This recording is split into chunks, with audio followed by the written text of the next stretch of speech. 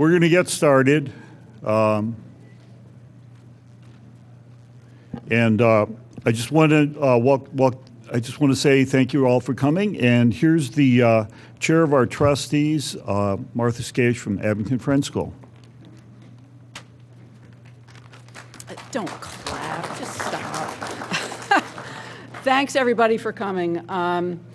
Before I hand the reins over to Bob and the rest of the team who have some pretty exciting updates for you today, I just wanted to take a minute and talk about what I think has been a really critical factor in how we've gotten where we are. And it isn't about spreadsheets or graphs or numbers or even the crazy healthcare landscape. As most of you know, I work at a Quaker school, and a lot of you do too. And I've been there 20 plus years, and the ideas of continuing revelation and consensus have sometimes been a challenge for me in that environment.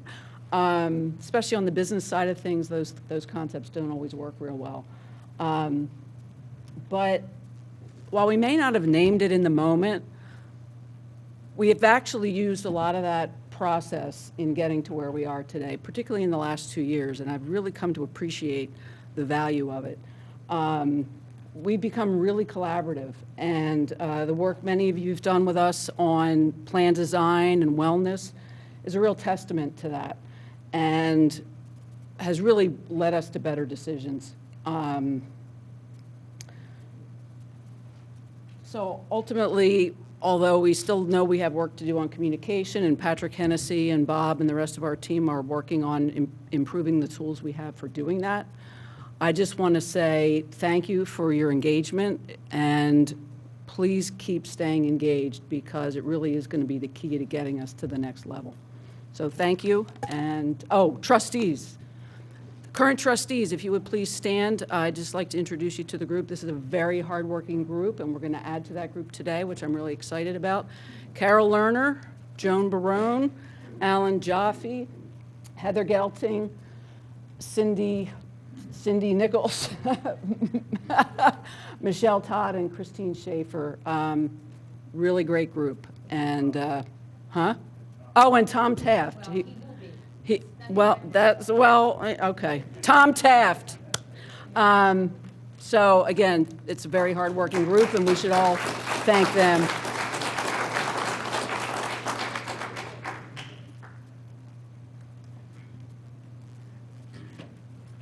All right. Yeah, truer words could not be spoken. This is a real cooperative effort. Our organization works, and works better than most around the country, almost entirely because people are willing to be involved. It's nice that we're all in a fairly small geographic area we can get together when we want to. And the fact that the schools will show up and will participate and lend their intelligence and their support to what we're doing is really what makes this organization move forward with integrity and strength. There are other people who help with that movement who I want to recognize this morning before we move on. A lot of you have met Patrick Hennessy, but a lot haven't. Patrick Hennessy came to work for the Trust March 1st. Patrick, stand up. So I don't know how I got anything done without Patrick, but I get 3 times as much done now. So thanks, Pat.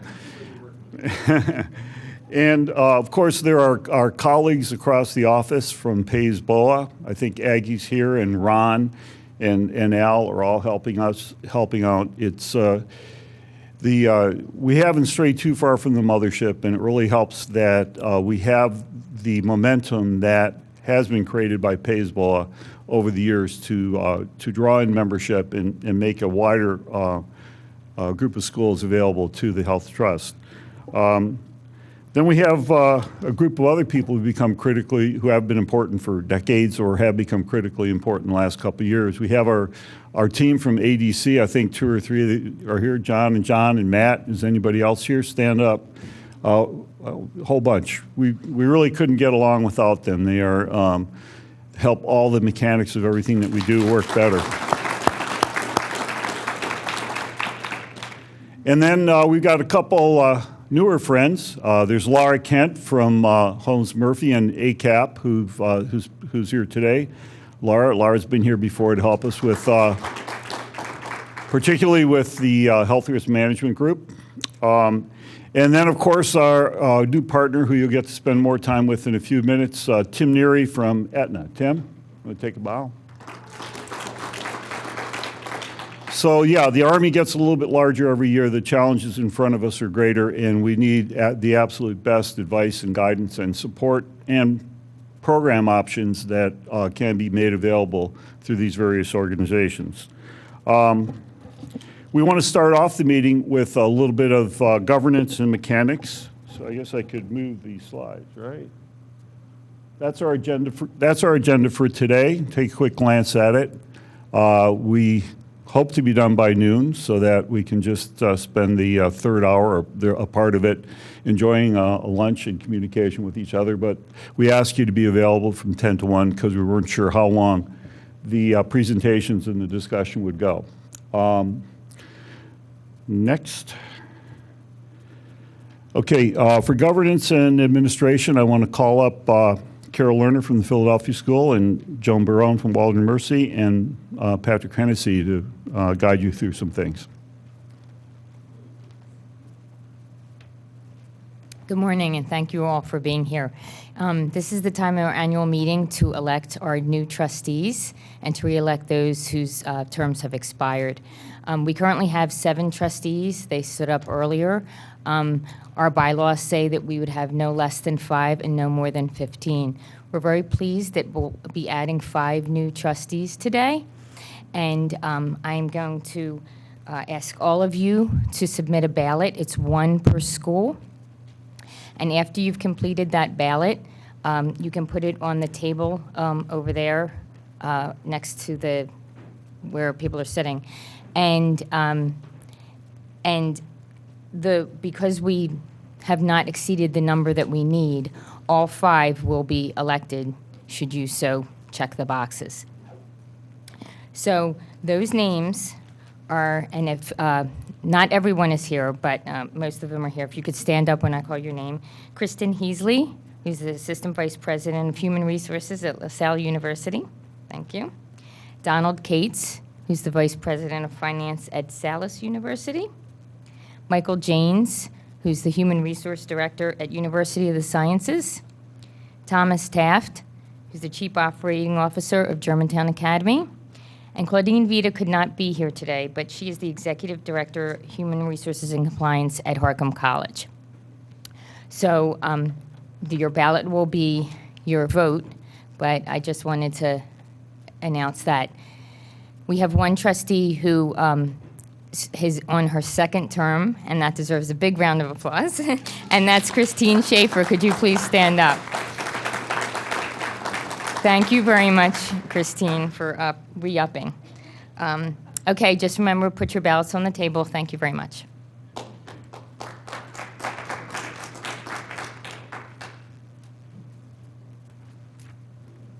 Good morning, everyone.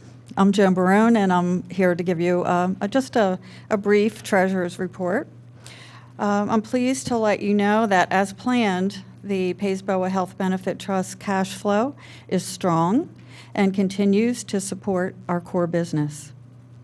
There is no chance that our cash position would be exhausted and render us unable to pay our participants' claims. Our cash management model recognizes that cash on hand is primarily prepaid claims. From Milliman's 6-month financial management report, we can see that results, though based on immature claims, are strong.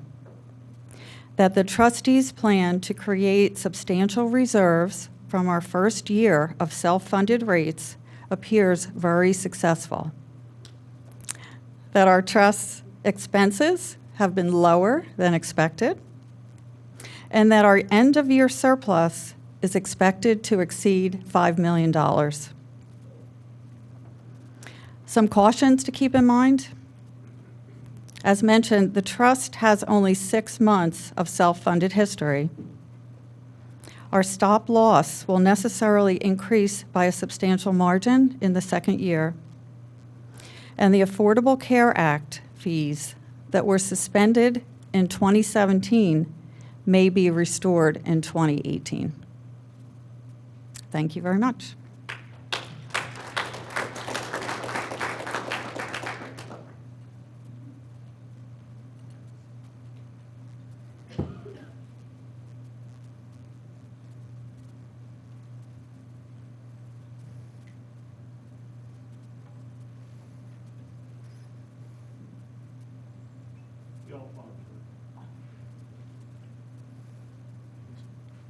We lose our link. Here we go. Good.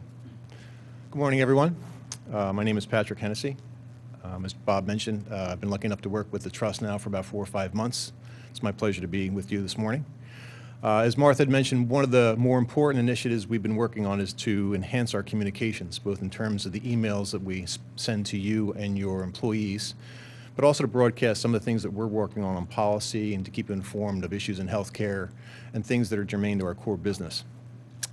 The email protocol that we are working with right now, Constant Contact, while being apt for sending a lot of mass emails out and to have some links, doesn't have a core website to it. So what Bob had acquired is an application called MemberClicks, which is what you see on the screen right now.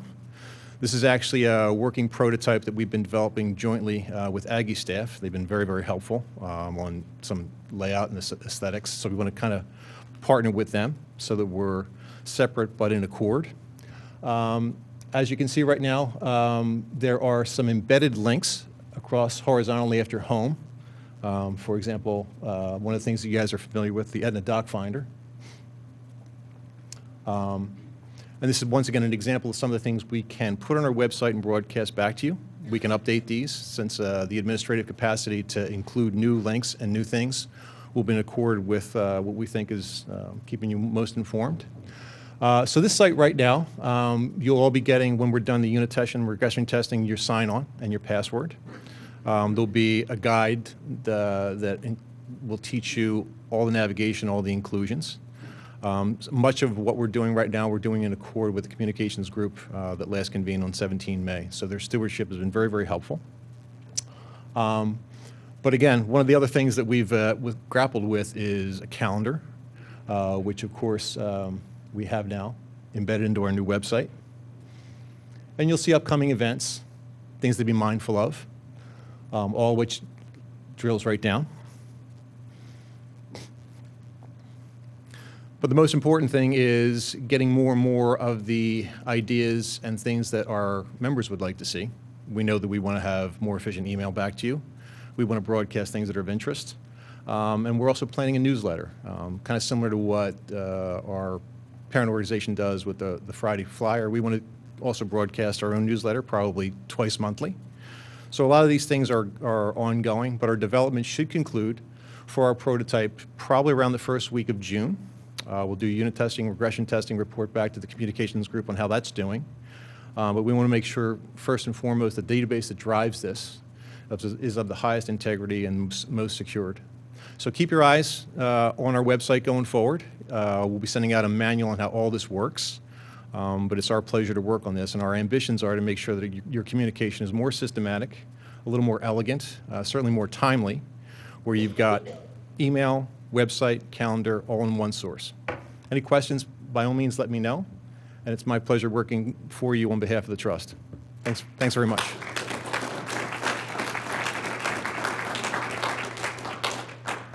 What would we do without your nimble fingers?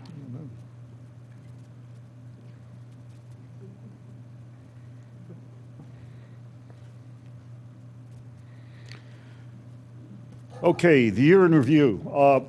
This is really an exciting moment. You know, I like to think in terms of processes and history, and this is certainly, again, a historic moment for us as it was a year ago. And we have a little bit of history to celebrate later at lunchtime, I hope, also.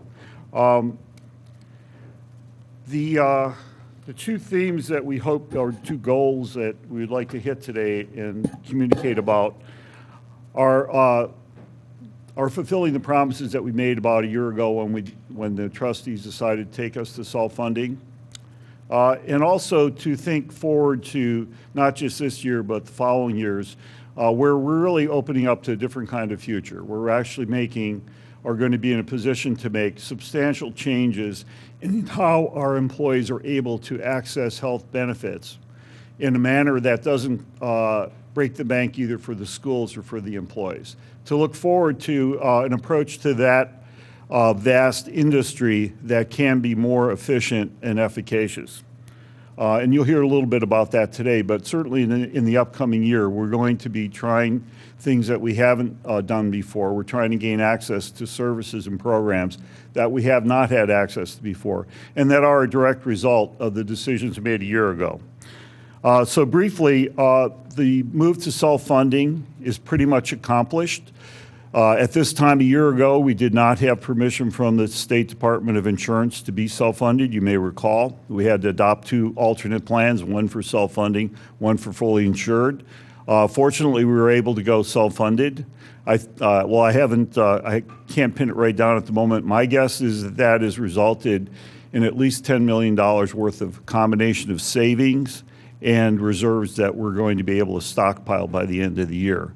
So that was a big, big move and a very successful one, both legally and it's turning out to be financially.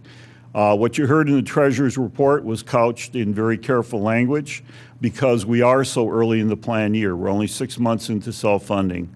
But we have the experts at Milliman and elsewhere watching our claims very carefully now.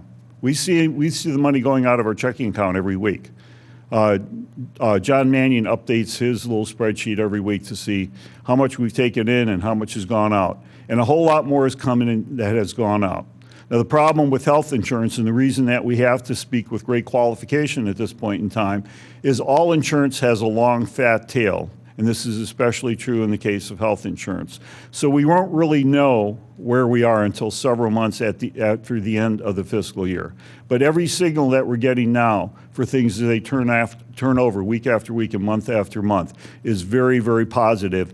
And you should feel confidence that the decision that you helped to make a year ago and that you supported throughout the year is a very, very sound one and a very, very progressive one. Some of the reasons for that is, as we said to you a year ago and a year and a half ago, we're able to carve out services. You've seen the results with CVS. I think that's been mainly a positive change. There's always a little bit of ruffled feathers as you move from one formulary to another. But they really are delivering on their promise to save us, as opposed to what IBC had promised, as much as 25 to 30%. We budgeted on the basis of those promises, and the budget is for pharmacy seems to be going very, very, very well, at least according to plan. We've been able to hire and create our own programs. Naturally Slim is one example. Doctor on Demand, which is just starting up, is another. And later in the program, you'll be hearing from Lara Kent about other options that we have going into the next year. We are controlling our plan designs now. We are trying to consolidate them to make them more sensible and more efficient. But in the process of doing so, we're also trying to make things that can be systematic. Things that don't make a big difference in the cost, we're trying to make coherent across all of our plans. And John Mannion will speak to that a little bit later in the program. Here's an important one. We're capturing our own data. As of the end of June, we should be able to start, we will have in a data warehouse with the help of Holmes Murphy, we will, and a company called Deerwalk, we will have all of our data, historic data, as well as the results from this year stored in a place where they can be analyzed and used to advise us on what kind of wellness programs we need, what kind of health risk management programs we need. And no one can take that away from us. It is our data. In the past, we've been extremely frustrated in all the years with IBC of not understanding what was going on in the black box, having to trust really their word as to what was going on. Now we can see for ourselves, and we can use the information to guide our practice going forward. Building financial strength, I can't have you underestimate the importance of this one. Many multiple employer welfare arrangements, MIWAs, that get started, start out too aggressively on price. They believe automatically you're going to save money. They don't necessarily take into account that there's a waxing and a waning of health claims for any population that you can try and contain, but you cannot absolutely control. Many other entities like ours, and I'm in touch with at least a half a dozen, started out trying to protect their individual school budgets too much without looking at the financial health of the unity. Our trustees were farsighted enough, I'm sure most of you can remember if you were here a year ago, were farsighted enough to not just increase the rates at the rate that Milliman said was necessary to meet our claims, 50% of the time. They decided we needed to be close to 100%. So we went in at a 4% higher than we needed to. We instituted an 11.3% rate increase last year, which I'm sure was not easy for any one budget to absorb. But the payoff for that is immediately in front of us in the reserves or potential reserves that we're accumulating now, the very strong cash flow that we have right now, and the confidence that we have about pricing our programs in the future, which you'll hear about later in this program. The other aspect, the other theme is, so I think a lot of the promises that were made a year ago have been accomplished very well, and will continue to be proven out. But our other challenge in going self-funded was to open up a different kind of future for our organization, for our schools, and for our participants.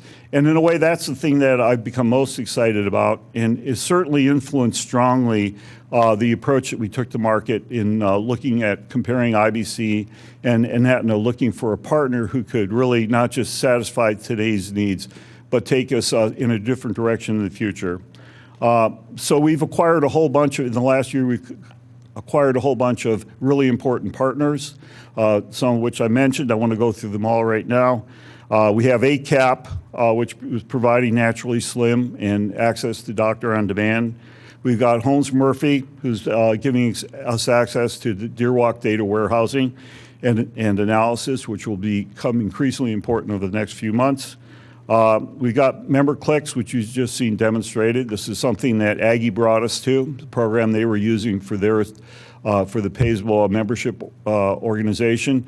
We're not using the same parts that they're using in the same way, but we think this will give us a robust tool for maintaining and creating communications, not just with the schools, but also with the participants. And of course, Caremark CVS has become a very, very important partner. I think they've lived up to about everything that they've promised. And of course, we can't forget our old friends at ADC. Their job changes all the time. The change to self-funding, first of all, to create the trust and then move to self-funding. And now as we move forward with different vendors with different capabilities, this is a group of people that have to reshape their job every year. And we are, at the same time that they maintain the kind of smooth waters for all the member schools that you guys have gotten used to. That there's always, when something gets confusing or problematic, there is always somebody there to help you, to help wade through it. And we're trying to do both things as we move forward, and it really depends on their adaptability and their vigor in pursuing our needs.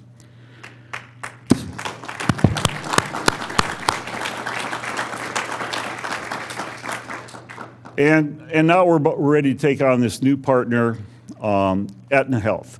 And before, many of you who've tuned into the webcast that we did several weeks ago have heard a lot of what you're going to hear now. We hope to do it in the Cliff Notes version, so it doesn't take quite as long. We'll hit the high points. Those people who want the more exhaustive treatment, I think all of the presentations are available on the web.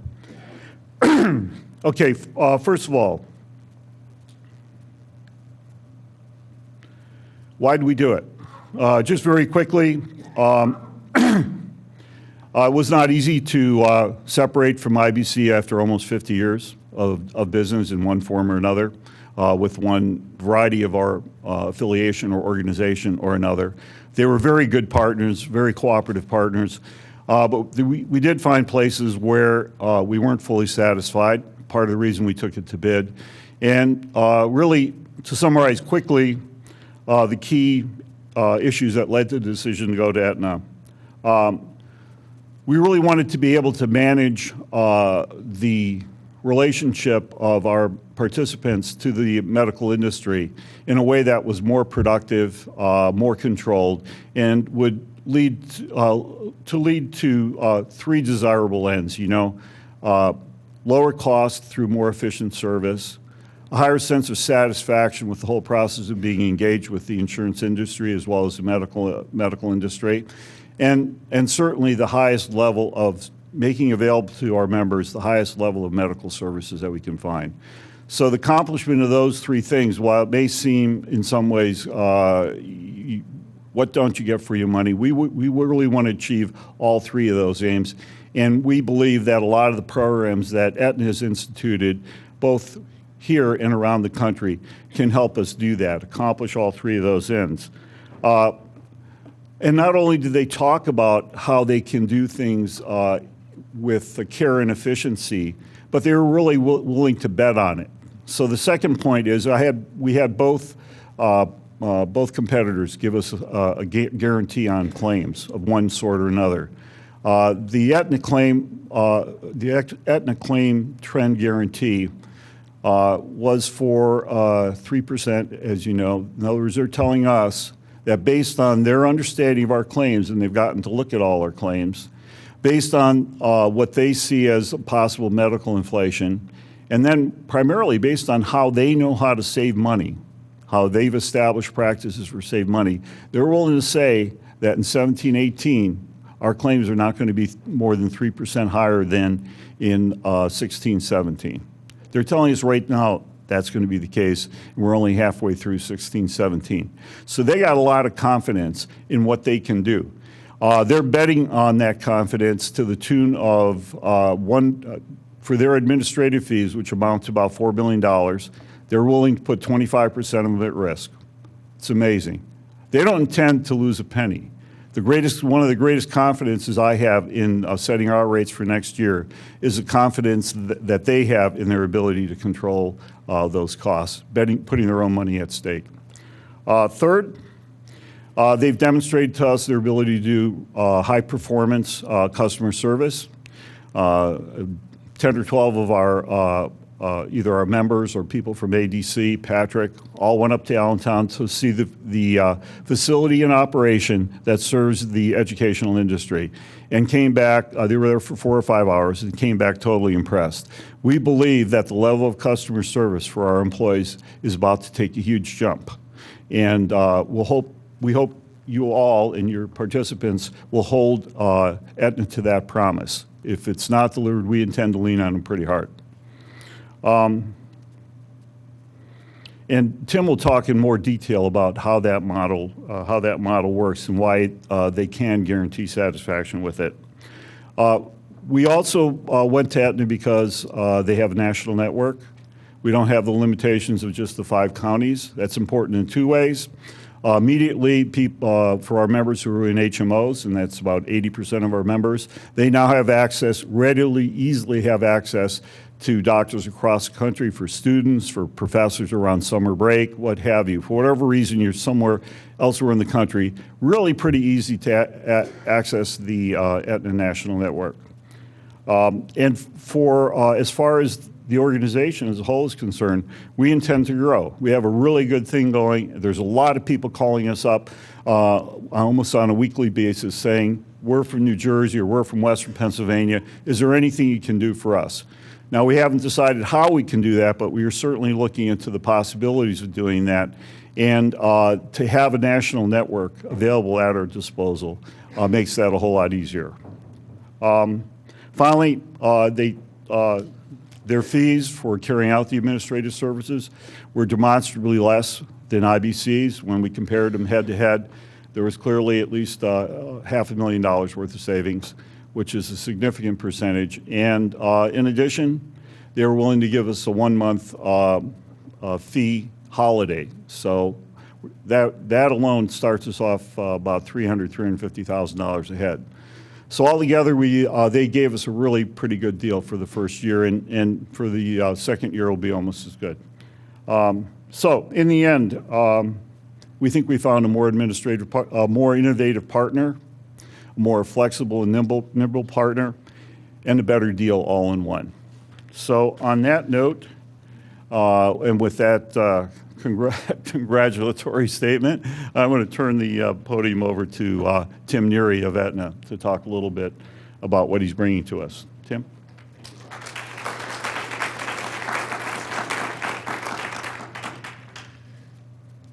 Good morning, everybody. How are you? feel like I'm getting to know all of you now, so it's good to be here. So Bob did steal a little bit of my thunder, but I will try to focus on some of the hot points here. So obviously, I can't wander away from the mic. Obviously, some of the important things that we want to make sure you're comfortable with as we get started is the communication that you have with your employee populations. They're going to be coming to you with questions, so we want to make sure that you're ready and able to answer those questions to keep them comfortable with the transition. Very important as part of this. I would say that there's a couple of points that we want to make. Obviously, we're a national company, but we do have a very strong local presence, and that's important to you from two ways. One is from a membership standpoint. We did look at the utilization patterns, the doctors specifically, that your population is using, and we did have what equated to just shy of a 98% match. So again, I just keep reinforcing this message when the employees come up and they're worried about their docs. We had a 98% match, so very little disruption out there. So that's good for them. That should take away or put a little bit of ease on their part. The second side that Bob just mentioned was we took away the barrier of the 5-county area, and not only good from the standpoint of ease of use for students, et cetera, but also good from the standpoint that we, from an Aetna view, want to see the trust be able to expand and grow. So that allows that, takes that wall down, so we're looking forward to that opportunity.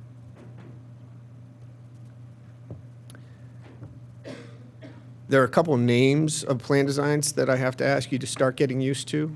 So for years, you've been talking about Keystone, Personal Choice. The new naming nomenclature will fall under our Choice Network, our Managed Choice Network, and our Aetna Select Network. So between these three networks, really what's important is the provider accessibility is basically the same. So we're not talking about one is smaller than the other in terms of breadth and depth. But when you look at the plans, the real quick description and match for you is the Choice Network is the equivalent to the PPO. So that's full freedom. You don't need a PCP selection. You don't need a referral. But then you get to the Managed Choice Network, and that's similar to the Keystone Point of Service. That did require PCP selection, and that did require referrals. And similar for the Aetna Select, that's replacing the HMO. PCP selection and referrals. You'll see this as you go out to the landing site that has the networks. You'll see this in the communication. So just trying to get you familiar with the names and then the products and how the products operate with those names. Finally, I would say one of the opportunities with the Aetna Select for the HMO population, this is not working off a capitation model, so it does eliminate some of the hassles of the provider limitations that were tied to capitation. So that should also be viewed as an enhancement to the HMO population. I believe things like lab and x-ray, radiology, PT, physical therapy, therapies, things like that. Okay.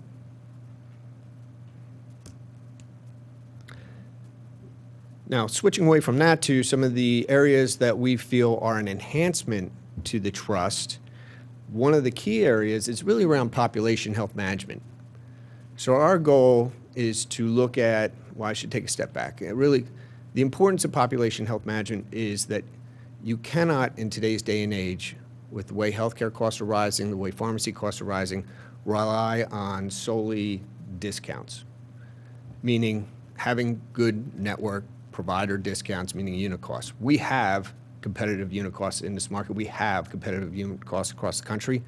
But more importantly is we need to be in a position to help the trust and its membership become better educated in healthcare consumerism and more engaged in their healthcare.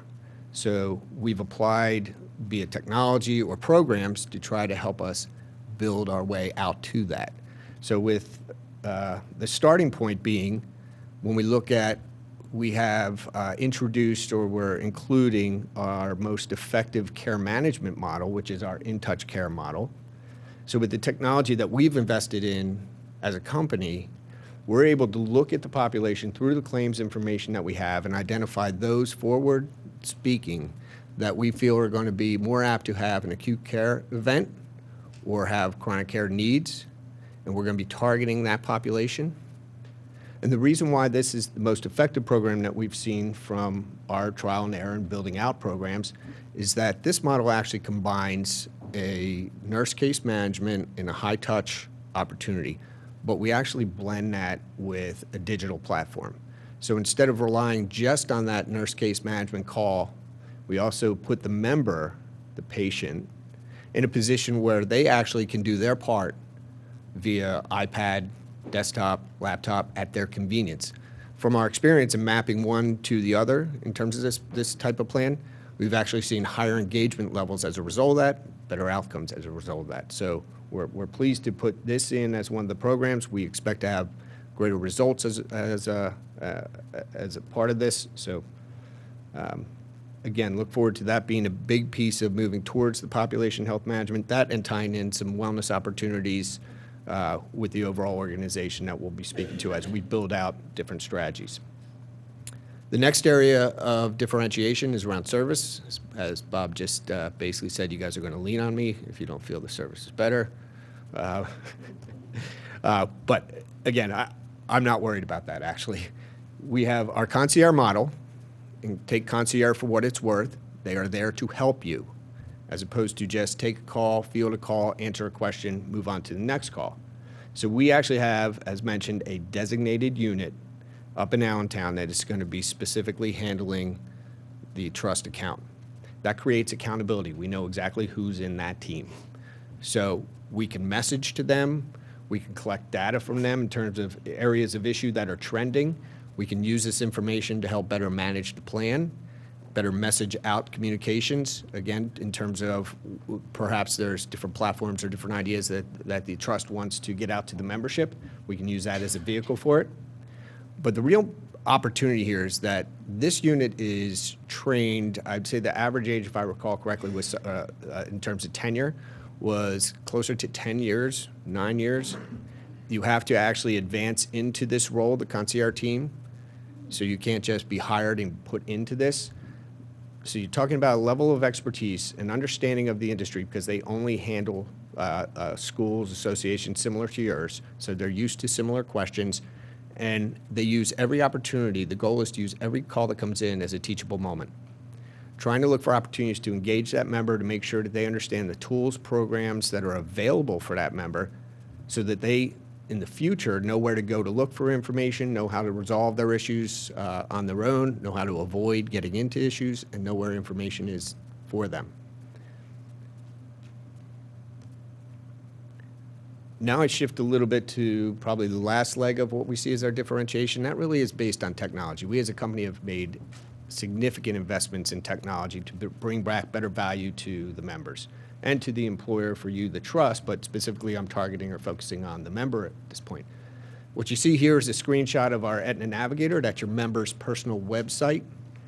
This will be the repository of all their information. So for the membership, they'll be able to join, and I should say that concierge service, when a member calls in, they're going to be asking questions and they're going to be checking to see, have they joined, have they signed up yet, have they registered for the Aetna Navigator? So that's one of the first most important steps that we're going to be pushing amongst the membership. Once they go out to the site, they'll be able to find, obviously, quick access to data. This is where you would go for find a doctor. This is where you go to review claims. This is where you go to look for what your benefits are, access on discounts. For those on the high deductible plan, our member payment estimator tool, which actually allows you to shop for services. If you want to see what's the cost of an MRI at the hospital they're telling me to go to versus what's the cost of the MRI at the freestanding MRI center across the street, all that information is readily available. That creates a better healthcare consumer. It's a tremendous opportunity for the membership. We did create a landing space, which Patrick was showing you, and that is to help your membership find doctors. Do have to apologize in advance. When you go through our navigator and you go out directly to DocFind, we have a host of networks across the country, and it just keeps growing because of some of the unique relationships we're developing with providers. While those unique relationships are great, it makes it a little harder to understand all the different networks. So we really tried to simplify it. We built a landing site. These are the 3 networks. All they have to do is click on that on the different links, and it takes you specifically to the providers that are in that network to help them find their doctors. So again, just making that available should eliminate the opportunity for somebody that goes the other route and has an unfavorable experience right out the gate. We don't want that. We want positive experiences right out the gate, okay? I should say also the ID card, as mentioned, we have family ID cards on the you'll get, every family gets 2 cards.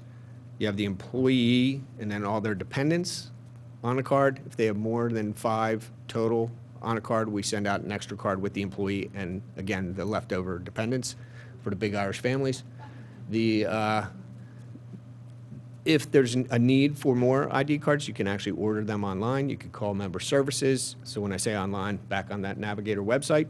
But I would also say that we've made it very easy. So the other thing that we're going to be promoting is the Aetna mobile app. So I'll tell you that anything that you could do on that Navigator site is being built and has been built to be able to do on your phone.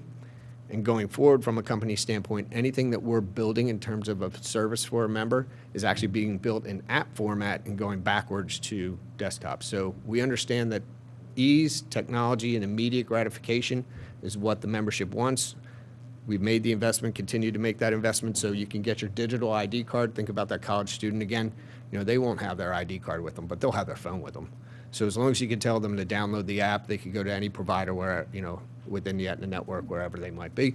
And same for you as well. And the other good thing about that is that when you are trying to look for doctors on your phone, that has the GPS service, so it is literally going to find doctors right within your range of where you are at that point in time. So nice features to it. We'll continue to build this out. And again, this is a big component of trying to bring healthcare directly into the hands of the consumer and improve that overall experience of the membership.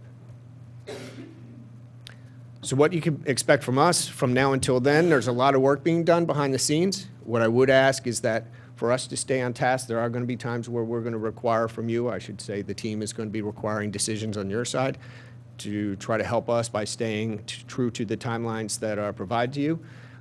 Anything proactive to that is certainly appreciated, as we're obviously the more that we can get done earlier, as there is a lot of work to do, that'd be extremely helpful from our standpoint. Between now and November 1st, we will be providing updates to the population in terms of where we are with the installation, just to keep you informed and up to date. And then during this process, should you have questions, certainly don't want you to sit on the questions.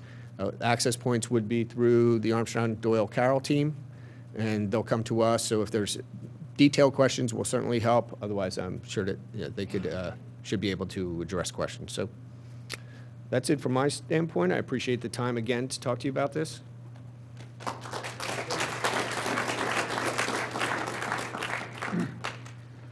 Okay, the advertisements, the ads are all over. And now, for the entertainment portion of our show, here's Johnny.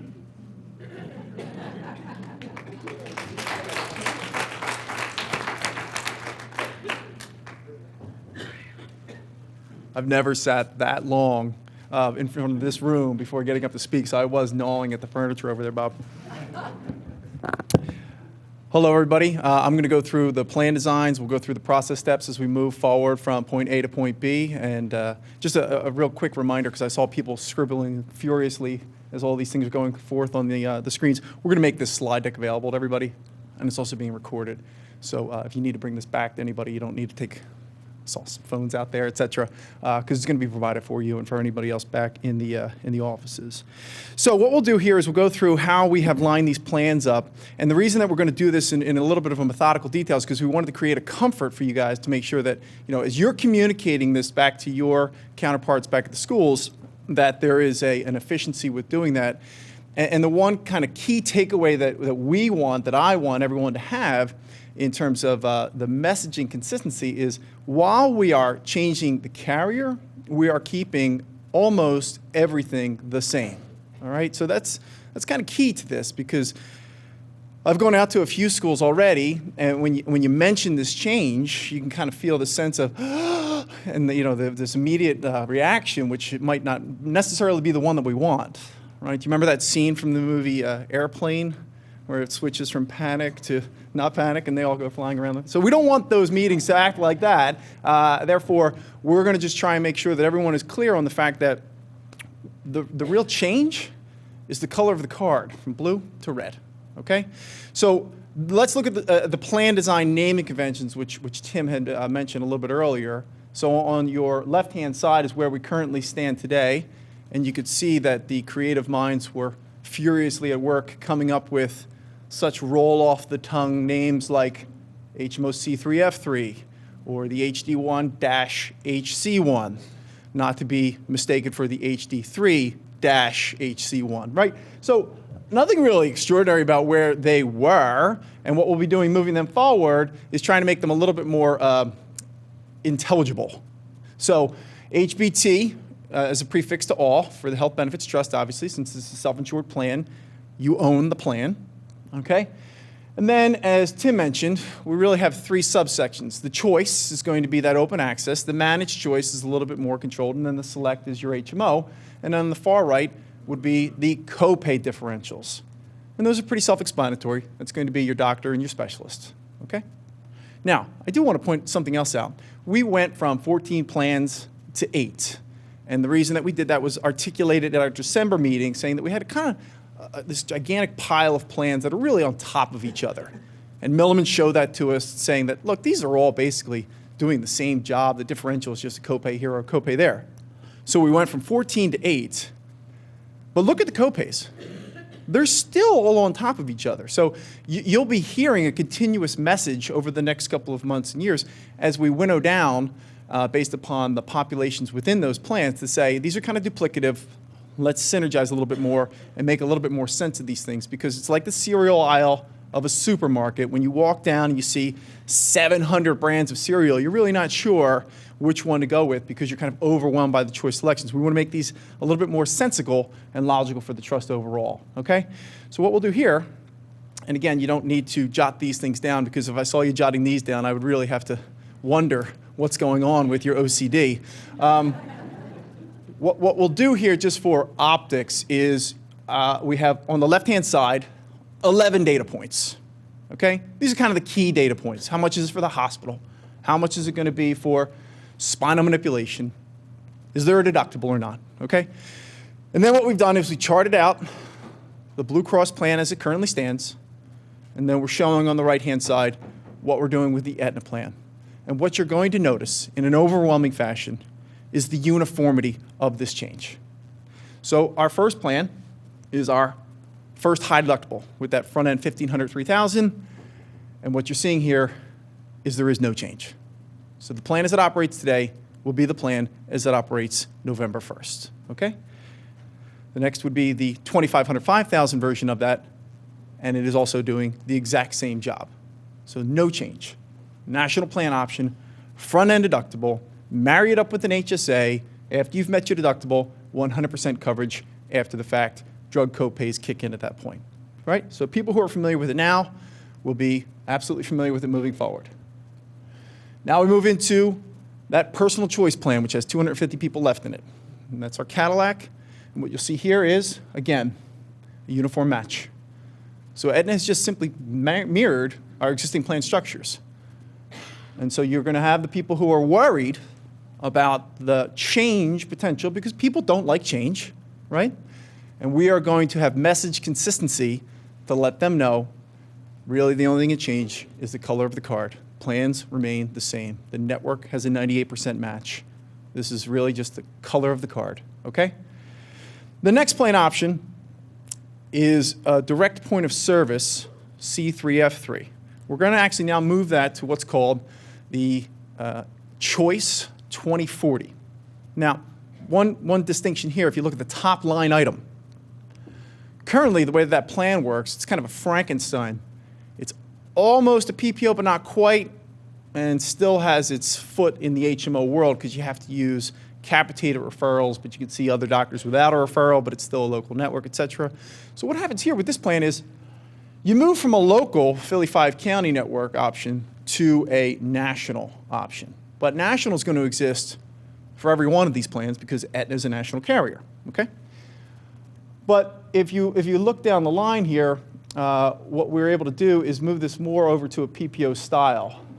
So it's going to operate with that no referral clause across the board. All right, so the direct point of service said you could go see specialists without referral, and we mirrored that with this one as well. It just is more opened up on a PPO version platform level. Okay? Next plan option is the managed choice. So this is our point of service plans. The previous one was direct point of service. That's a Frankenstein. This is the point of service, which there's a point of service 15B. We're rolling that into the 15S, and the S is now going to become our 1525. Did you follow that? If you did, you're good. So if we just look at it again, we matched it up. You are going to use referrals for this plan. But what is unique about this plan is it allows you that option to see doctors out of network. Now, we know from reviewing claims, very, very, very, very few people do this. It's less than 3% of our population that sees a doctor who does not accept that carrier. And they come out of pocket, and then they can submit for reimbursement. That's the unique nature to this plan under the Keystone version, and we just match that up under the Aetna platform as well. So that's your managed choice option, okay? One thing here, if I point out to the middle of the page, if you look at the inpatient copay here, see the inpatient copay? These plans are so old that they predate normal thinking with healthcare, and they would just throw a flat copay out there, which you never see in the market anymore. It doesn't exist.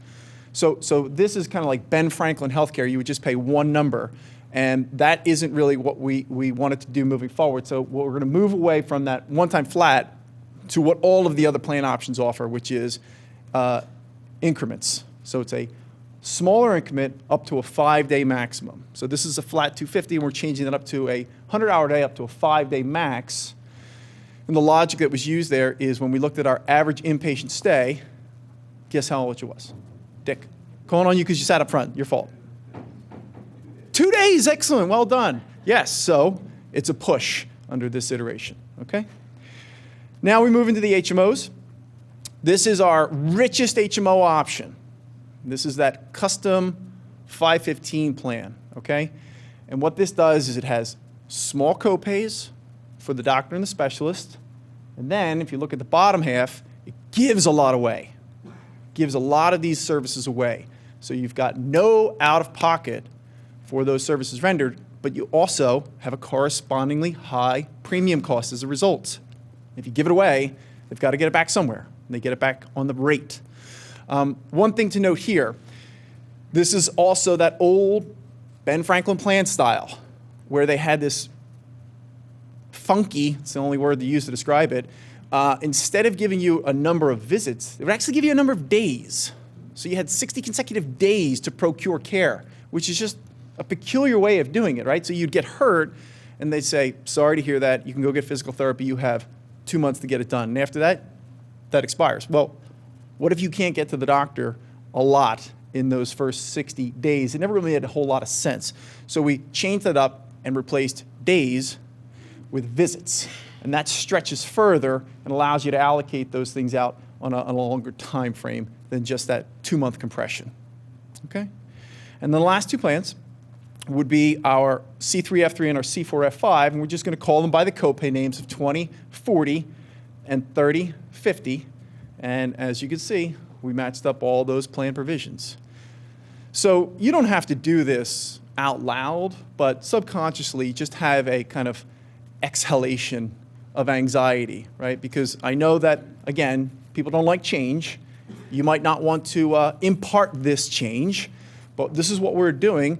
And I just think that the difficulties of doing this, a lot of those points of friction are being removed because of the level of network match that we have, the plan provisions that are staying uniform, and then the resources that you're going to have at your disposal to get this thing done, which is what we're going to talk about now. One last thing before I do that, though, is obviously I didn't look ahead. This is just one kind of cool footnote to the story we want to make sure that you're aware of. When we think of our procurement of care, obviously we want people to go to the primary care doctor as their first resource. But a lot of times it's a Saturday night, kid's not feeling well, and we have people who will just run off to the emergency room. That is not good for us, right? Think of the fact that we're self-insured, so we are the stewards of our own claims. I do this to such a degree that my wife hates my guts because I'll say, really, honey, I mean, I'm not sure if that warrants medical attention. And she'll say, you're thinking about the claim amount. That's your son. That's a true story. That actually happened. So what we want to try and make clear to everybody is access points, right? So if I go to the emergency room, that is an average $1,500 claim amount. That's what the trust pays out. What we want people to be aware of is these levels, because the levels on a scale down help not only the member, the end user, but the trust. It helps us collectively. So there is a flat ER copay of $150 across all the plans, except for the high deductible. You pay out whatever that amount is. All right. So the caveat to this screen is the high deductible plan. You pay out what you pay out. So the ER's got a $150 flat copay, waived if admitted. We all know that, right? But just remember, it's really $1,500. That's your average claim amount. Then you've got urgent care. So urgent care, they're popping up all over the place, right? And people are starting to adopt that usage. What's the difference between the two? The ER is equipped to do catastrophic care. So if you go in just hemorrhaging, they can manage to that. And urgent care can stitch you up, can do radiology, can set a broken bone even, but they're not going to do kind of like a triage type of a thing. So those industries are getting a lot more popular these days, and the copay was $105. We've dropped that. And the rationale in doing that was we wanted to make that an easier path point for people. $105 is actually almost the claim amount in a lot of these cases. The claim amount for urgent care is probably about $150. So if we're getting $105 from the user, that's not the point of insurance. So we dropped that down to be about 50%. And we do want to articulate to people that that is a good route on a Saturday night when the kid's not feeling well. All right? Third one is the Minute Clinic. So this is your CVS, this is your Take Care clinics. That's actually a primary care copay. So people using that on a Saturday night. Why are you there on a Saturday night? You're not there to seek medical attention. You want the script. You need the Z-Pack. Well, at the CVS, they'll see you, and 10 minutes later, you'll walk 6 feet over, and you'll be getting that script for the Z-Pack. And that's a much, much less copay, and there are 24/7 vendors who do this. And the last one, which Lara will speak to, is the Doc on Demand program that was brought to you by Holmes Murphy and ACAP Health. So this is telemedicine, and this is where it's at, because I can go to the doctor right now, and I can FaceTime and go, which is disgusting, but I think Bob did that, didn't you? Yeah, there you go. And they can actually write you the script right there over your phone. Unit cost for that, incredibly cheap, $10 to the member, and to the trust, it's not even a medical claim. I want to repeat that. To the trust, it's not even a medical claim. So we don't even see that. We are paying this vendor to help us out in this vein to take those hot items, those needless care items, potentially off the shelf. Now, obviously, you're not going to call Doctors on Demand and say, I've got this gashing head wound. What do you think? No. This is more for, I'm just not feeling well. I want you to assess this type of care. So we've rolled this program out. We think that this is an absolute winner, which is really going to help our users with a positive member experience and our trust claims experience as well. I always have to look at them in synergy, and people think that's a little nauseating sometimes, but that is the reality of our situation. All right, so that's a nice feature that we want to make sure that we message out to all of our membership to let them know how these programs exist and work for them. John, as people know, we're trying to launch that program up with participants now, so we really need for you to get back to us with lists of emails and stuff like that, so we can market these kind of things more readily. This one, as Laura may make clear to you later, it depends on script methods. If people are reminded repeatedly of something that they could use in the future, but they don't need today. And you want to lay it on them many, many times so that at the moment that they do need it, they do remember it, know where to find it. And believe me, getting a doctor to call you at 10:45 on a Thursday night, rather than have to go sit in line for 6 hours at the emergency room or whatever else you can find, is a real victory. And if all you've got is pink eye or a earache or whatever, you need to get the wheels in motion, get yourself antibiotics, what have you. This is really kind of way to go. Absolutely. Yeah, Rick. So for the Doctor on Demand, for the high deductible plan, it's not a copay because it's qualified high deductible, so there has to be a claim amount for that, and the claim amount is The full cost of the visit, which is $49. $49. Until you meet your deductible. All right. Good question, Rick. All right, so yes, sorry. It doesn't. No. So that is not a claim. It's a service, it's not a claim. So I'm going to, they can submit it. Submit for deductible credit. If you're only paying $10, you have to weigh the administrative burden of submitting it. But on the high deductible plan, if a person paid $49. You can submit it as a manual claim. Martha? But if you want your doctor to know that you visited and got a prescription, you have to report that yourself. Correct. Yes, and within the app, and I'll go into this, but within the app, there's a section that will have all your claim information, so you can easily download it and send it over to your doctor if that's something you can take. I'm stealing all of her lines. No more questions about Doc on Demand.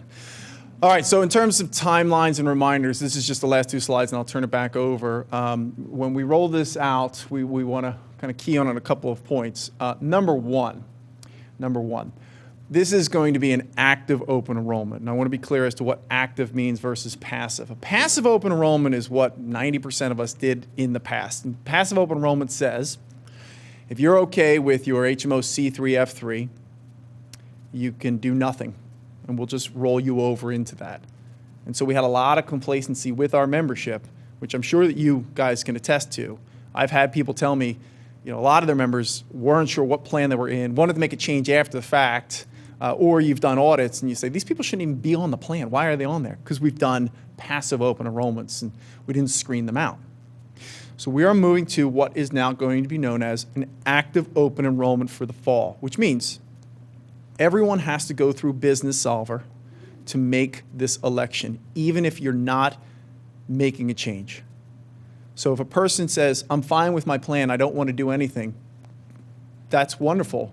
You have to go into Business Solver. You have to say, I am electing the plan that I'm currently on. The process from front to back through Business Solver in that type of a situation is less than 5 minutes.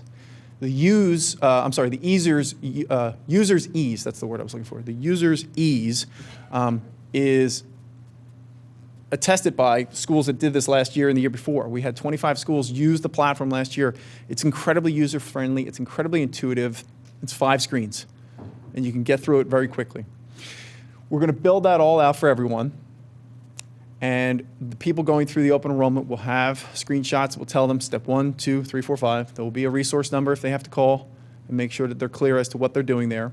And we're going to make sure that we get all eligibles through this program so they can either waive the coverage, accept the coverage, and they have to key in, if they're on one of those HMO plans, their primary care doctor's number. So we're asking them to go out, look at that number, plug that in, because there's no way to capture that otherwise. We can't transfer it over because they use different numbers in the Blues. So we're going to have to go through that process together. Okay? So that's the first one. Number 2,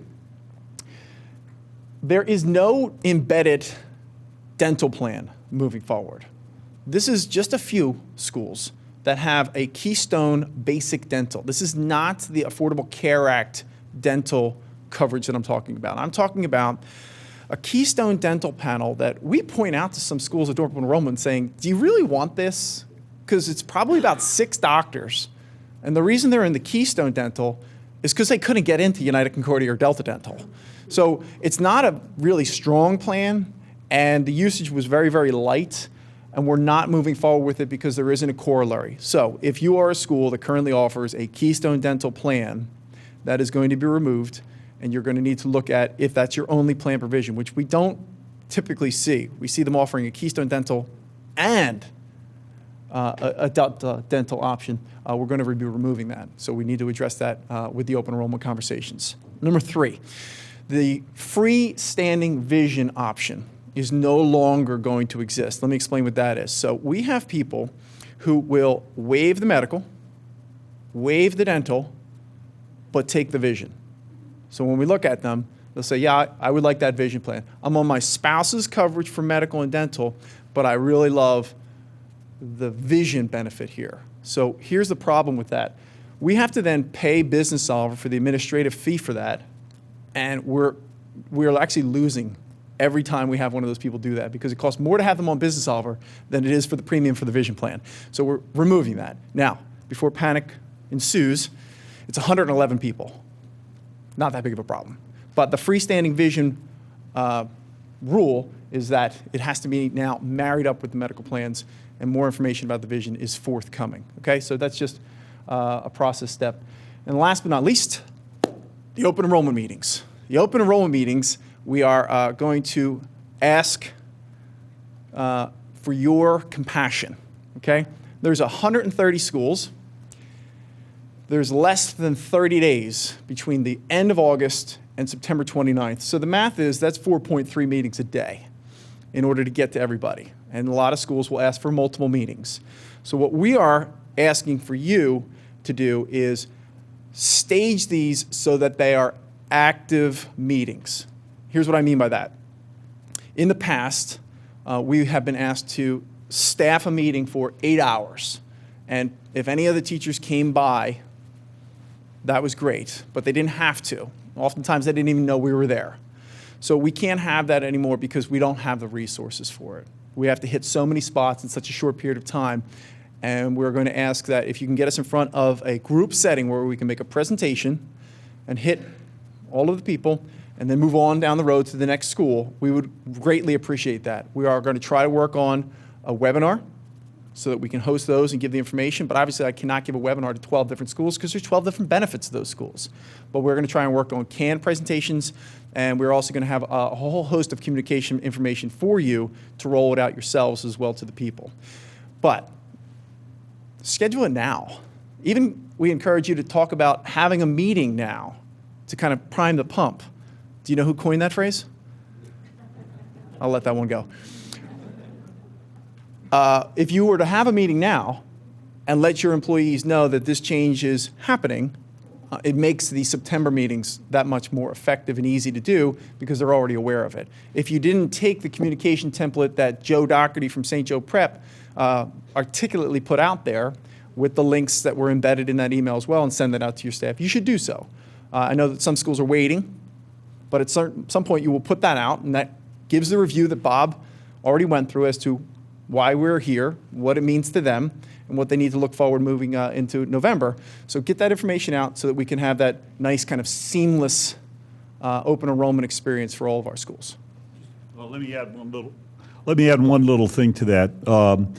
Aetna has also volunteered to put people out on the street for us, going around the schools to help explain the program. So we're going to have, we have Armstrong Doyle, Carol's staff to go out. We're going to have a crew of people from Aetna to go out. So we are going to be able to take care of every reasonable need that there is. But we have to use, these are valuable resources, we have to use them efficiently. So I'm just saying on behalf of the trustees, we intend to help ADC and Aetna to organize these visits, these meetings in such a way that we get the maximum bang for our buck. So please cooperate by getting your requests in early. By the way, they really can't do a whole lot for you in terms of producing materials or showing up with an articulate presentation if you have not yet chosen what plans you're going to have. So as John gets into the timeline, we're trying to make sure that we have information to you, final information on rates and plans by early August at the latest, so that if you're able to make decisions in early to mid-August on what plans you have, then you're going to position these people to come out and help you even in late August if you want to have an open enrollment meeting before the school year begins because your faculty showed up early.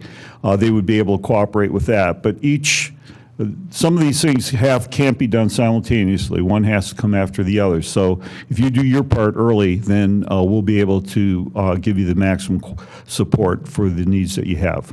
John? So just last slide into the important dates. We're going to have our meeting on August 2nd. That's our formal meeting where we go through the rate packages that they've been developed for all trust members.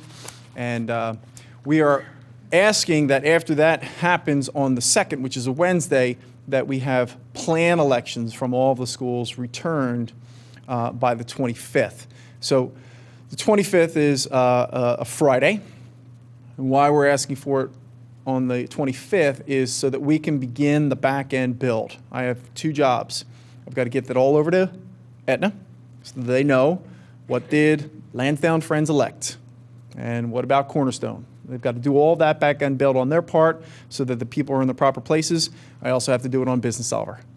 Because then when your employees go in to elect, they actually see, all right, there's Lansdowne plans, and here's how much they're contributing toward, my costs, et cetera.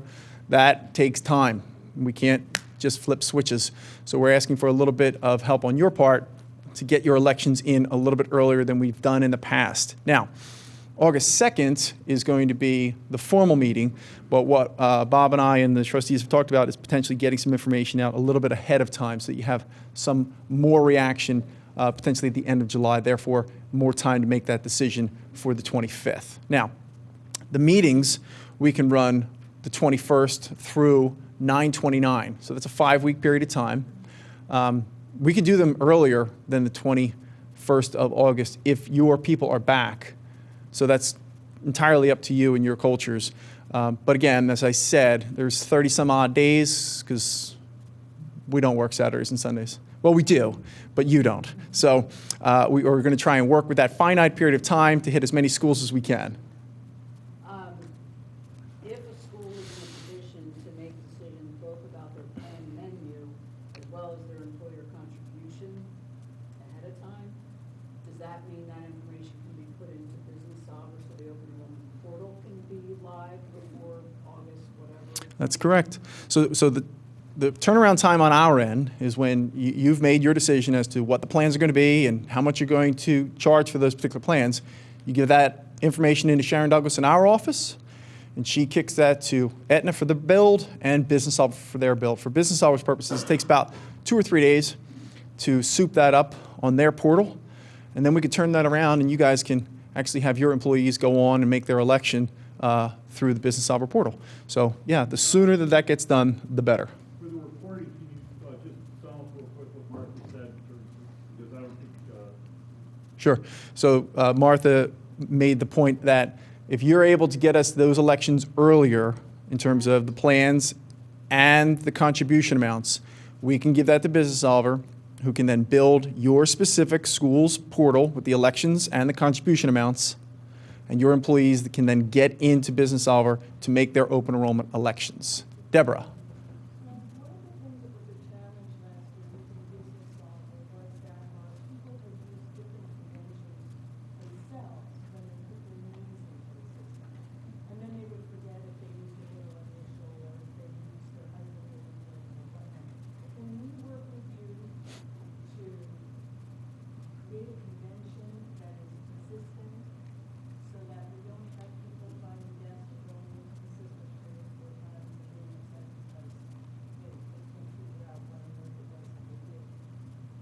So the question for the recording purposes is when you go into Business Solver, you need to use a username and a password. And if they've done it in the past, the year prior, a year's gone by, they may have forgotten what they've plugged in there.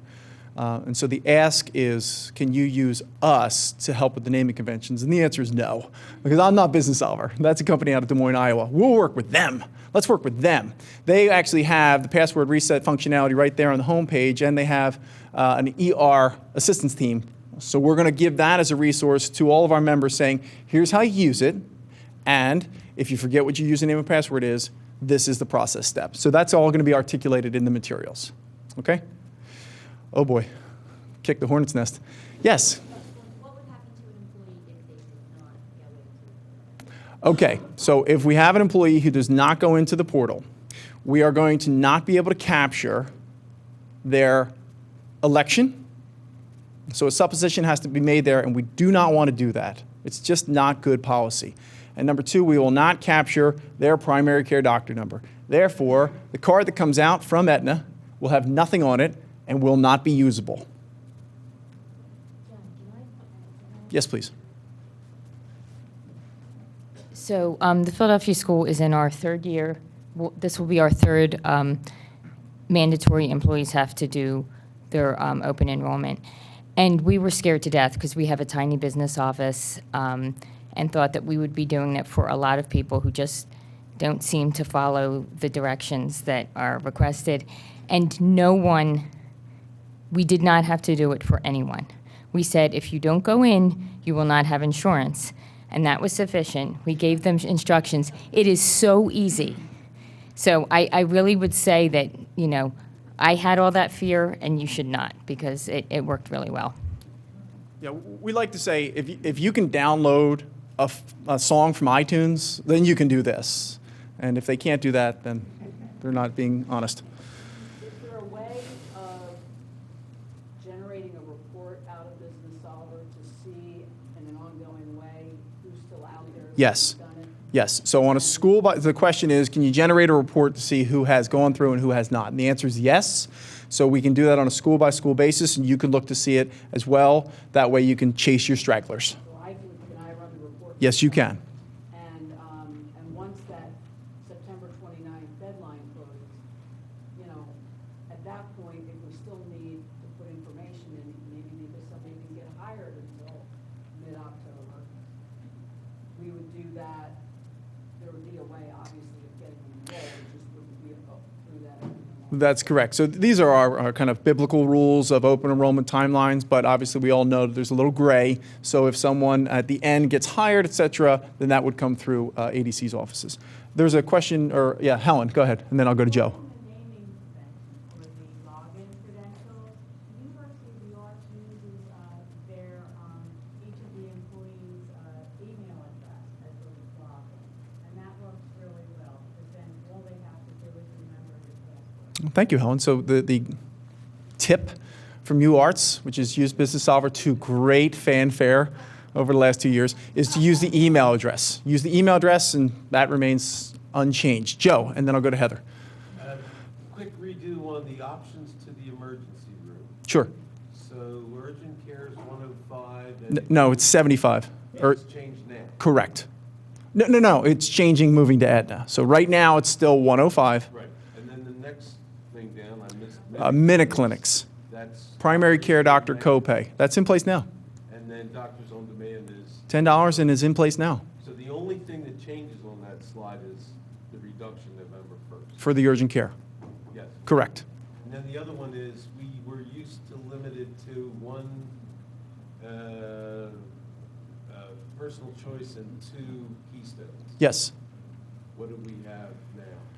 Do you see him running? I felt those footsteps. Yeah, he heard me coming. The answer is use as few plans as you can get by with.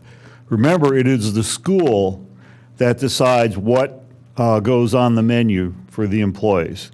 Okay, you really don't want to have 5 employees and 4 plans. Okay? So I don't think we're going to lean on anybody because they've got 3 plans and they should have 2, or they have 4 plans and they should have 3. We're not doing that this year, but just understand it's a very little value to have 4 plans for 4 people. So if you can focus the attention of your people on a couple plans that you think are the best, that's fine. Okay, does that help? It's a little bit vague, but Good amount, so that PPO, if you want 3, they should be as far forward as you could get. That's correct. yeah, I would say, a high deductible plan, a PPO plan if you still want to have one, okay, a non-HDP PPO plan, and one of the HMO plans probably ought to be enough for anybody. Okay, to have 2, you saw how close those copays are together. To have 2 HMOs with a difference in copay of $5, it really is not going to mean much in terms of the rate, and it's going to confuse the issue to have people look at those different options. So this is a place where we're really going to try and help you. You know those sheets that show 30 different categories of services you have to look at? We're trying to make things as systematic as possible on the minor services, so you can just look at the top 6, 8, 10 and say, show clearly what the copay and coinsurance contribution differences are. Okay, I think what I'd like to do is we have another presenter. We're going to leave time at the end for more questions. Okay, and we're starting to get into general questions, so we're going to stop the questions for right now and try and finish the program, and then we'll return for more questions at the end. Okay? John, you got anything else? You done? Okay. Before we transition we have 2 more items on the agenda, which we should be able to get done in the amount of time that we have. What I want to convey to everybody very clearly, and it's obvious in the labels that we put on the plans, these are health benefit trust plan options that we've created. We've used the tradition of plans that we had available in IBC as a guideline, but these are not particularly Aetna plans. Aetna has gone through loops in order to help us provide things as close in their environment, in their world, as close to the IBC options as possible. But they really are our plans, and we have control of them in the future as to how we adjust them, how we combine them, how we modify them, and we'll be seeing more of that next year. So if there's something you don't like in a plan, blame the trust, don't blame Aetna, okay? They're just doing what we're asking them to do. And I have to tell you that the process of reconnecting all the gears, okay, the electronic gears that I'm talking about, all the switches that have to be pushed one direction or another for the enormous amount of complexity that there is in having these plans amongst 130 different employers, 8,000 employees, it's huge. We've already spent at least 4 or 6 hours just talking about how those connections will be made. We have another 4 to 6 hours in front of us. It's an immense amount of complexity. And in the end, what we're doing is we are programming a computer. There are some huge computers with algorithms built into them that are going to make 98% of the decisions on claims, okay, for your employee at your school with your particular plans, your particular characteristics. Understand that computer programs, while they can be very reliable, can occasionally produce results that nobody anticipated. That's why that concierge care team is important. If you or an employee of yours, a participant in the plan, thinks something really stupid just happened, guess what? Something stupid could have just happened. And the only way it's going to get corrected in that instance, or in the algorithm system, is if somebody calls somebody, preferably that concierge team. If that doesn't work, call ADC. But we should be able to fix things that are stupid, because believe me, we're not trying to be stupid in setting it up. We're trying to be pretty clever, and it's just a huge amount of work, and there's a lot, and the complexity should produce more errors than truth. And frankly, the success rate of those algorithms is really very, very high, but that's all they are. They're not people. I want to move on to the future, okay? We spent a lot of time talking about our history. We've spent a lot of time talking about just what the next couple months are going to look like in terms of the conversion to Aetna. But now I want to look a little bit further downwind, and to have help with that, I want to bring on Lara Kent from Holmes Murphy, who's going to talk a little bit about openings into the future, possibilities that we have to look forward to. Lara? Good morning. It's not easy to follow John Mannion. He's funnier than I am, but I'll do my best to keep you awake right before lunch. For those of you who don't know me, who is most of the people in the room, my name is Lara Kent. I'm a vice president at Holmes Murphy in Dallas, Texas, which is where our employee benefits practice is headquartered. Our firm is actually headquartered in Des Moines, Iowa, but I'm located in Dallas. I lead our national account segment, which really means I specialize in self-funded groups, over 2,000 employees. So if the trust was still fully insured, I probably wouldn't be here, not my area of expertise. So there's 3 things I want to talk to you about today. I want to talk a little bit about the Health Risk Management Committee. First of all, is anybody from that committee in the room? If so, can you guys stand up or raise your hand? This group needs a little bit of love. They've done a lot of work in the first quarter. Anybody? Oh yeah, here we have one. So the Health Risk Management Committee is a volunteer group that works with us to make recommendations to the trustees on what this new self-funded plan should look like. And so I want to talk a little bit about what we've done in the last 6 months, talk a little bit about what we can do in the next 12 months, and then talk about what we can do 12 months out and into the future. A lot of that has to do with the new partnership with Aetna. So you've all heard of Naturally Slim, I assume. If you have members in your schools that have participated, that first original 10-week program just ended, and we're going through the post-program biometric screening results. So we'll have those results probably within the next next 3 to 4 weeks. What that is it's a program for pre-diabetes. We're trying to keep as many people out of the diabetic category as possible and trying to keep levels to a place where they stay in the healthy range, and Naturally Slim is proven to do that. The second thing that we have done, as we've talked a lot about, is doctors on demand. And I'm not going to go into the details because we've already talked a lot about that, but I think the key message is that we're trying to accomplish two things. We want to get access to care available to everyone. So what is the easiest way I can access care? And then at what is the most reasonable cost? So what John talked about with, would we rather go to the emergency room or call Doctor on Demand for pink eye? We're really focused on getting the right care at the right time.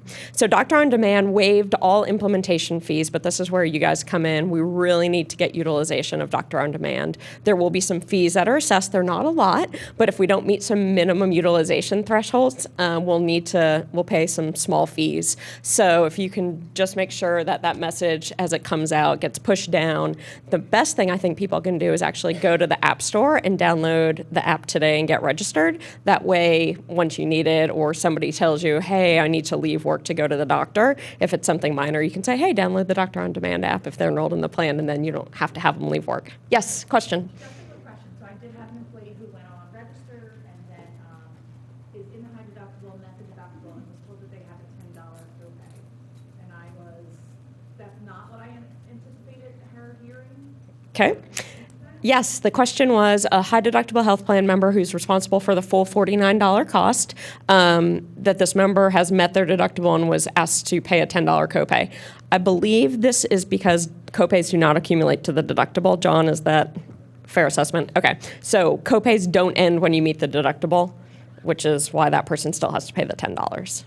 Does that make sense? Okay, great.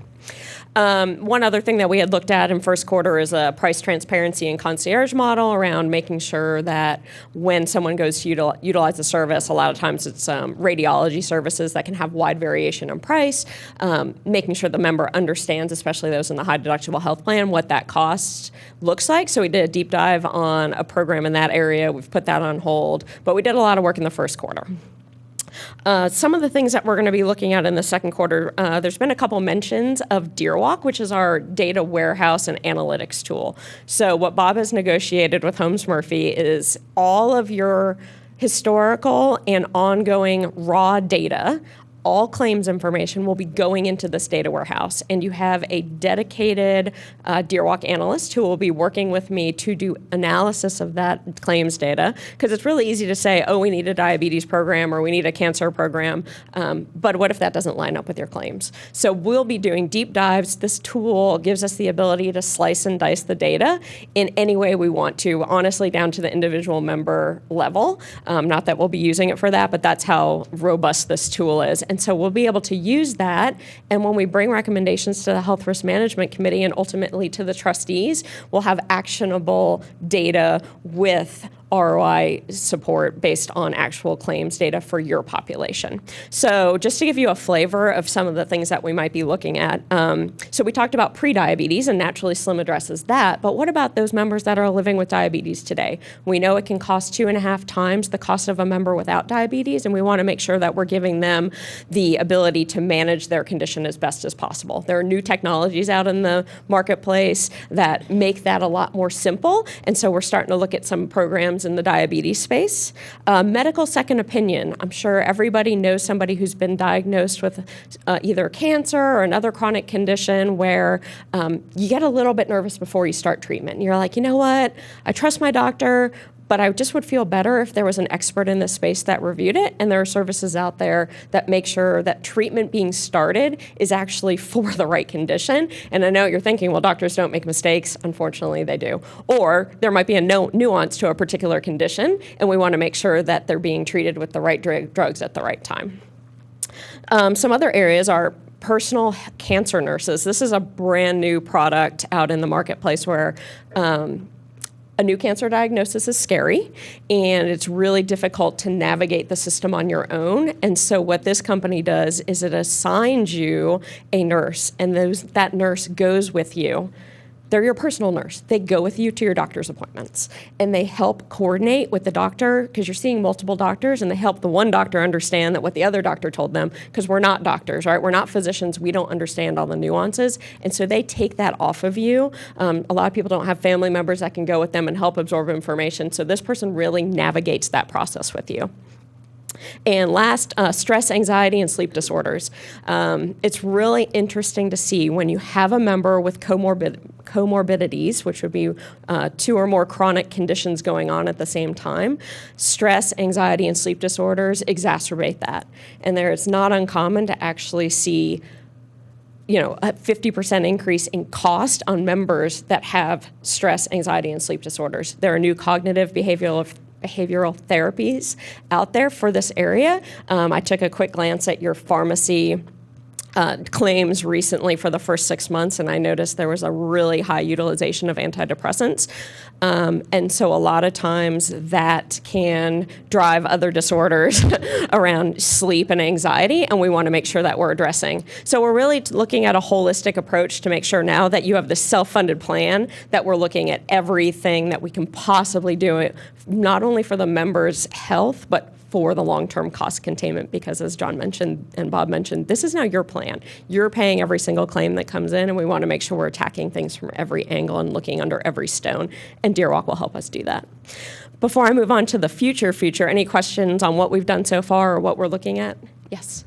Okay, you mentioned that you're not giving us cost comparison thing for MRIs and but then I heard Aetna say that their thing does that anyway. Is that Yes, so Aetna has a built-in tool. Tim, can you remind me what it's called? The what? Member payment estimator. And does it give a range or does it give exact? Okay, so, and this will be available in Aetna Navigator? Okay, so Aetna does have a similar tool that will be able to provide the same information from a price transparency situation within Aetna Navigator, which is the member portal. What we were looking at also includes a concierge service around high deductible health plan members having bills reviewed and those sorts of things. Some of these things will be picked up by Aetna's concierge model. Any other questions? Okay, so where we can go in the future. We talked a lot about, Tim talked about, Bob talked about the highlights of why the move to IBC, from IBC to Aetna made sense.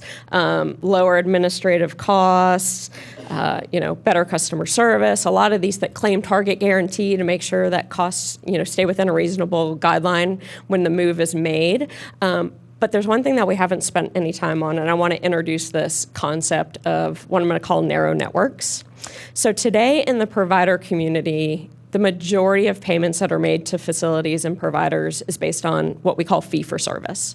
And really what that means is that if you go in for a service, the doctor sees you, you have a test, they get paid based on volume. There's no accountability for quality or cost.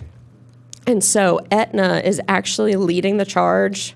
It's going to sound like a little bit of an Aetna commercial, but it's not. It's actually the truth. On a national stage, they're leading the charge in network strategies. And what that means is you're going to have access to the broad choice POS2 network with Aetna. Every doctor that you had with IBC will be in this broad network with Aetna. But what Aetna is doing behind the scenes is creating what we call narrow networks. And what that does is it starts to change that fee-for-service mentality of I'm going to get paid based on how many services I provide, and it changes it to a value-based contract. And what that means is that the compensation that the facilities and the physicians are receiving are based on actual outcomes. Imagine that novel concept, right? And so they're going to be judged on predetermined metrics around cost and quality. Is the service that they're providing and that they're, incurring costs for, is it actually improving the health of your members? And so this was a really big driver on one of the decisions to go ahead and move to Aetna. They're leading the charge. You also have a critical mass in this 5-county area. Most large employers would kill for this. It's a lot easier to manage something like this when you have all your members or the majority of your members in one place versus being spread out nationally.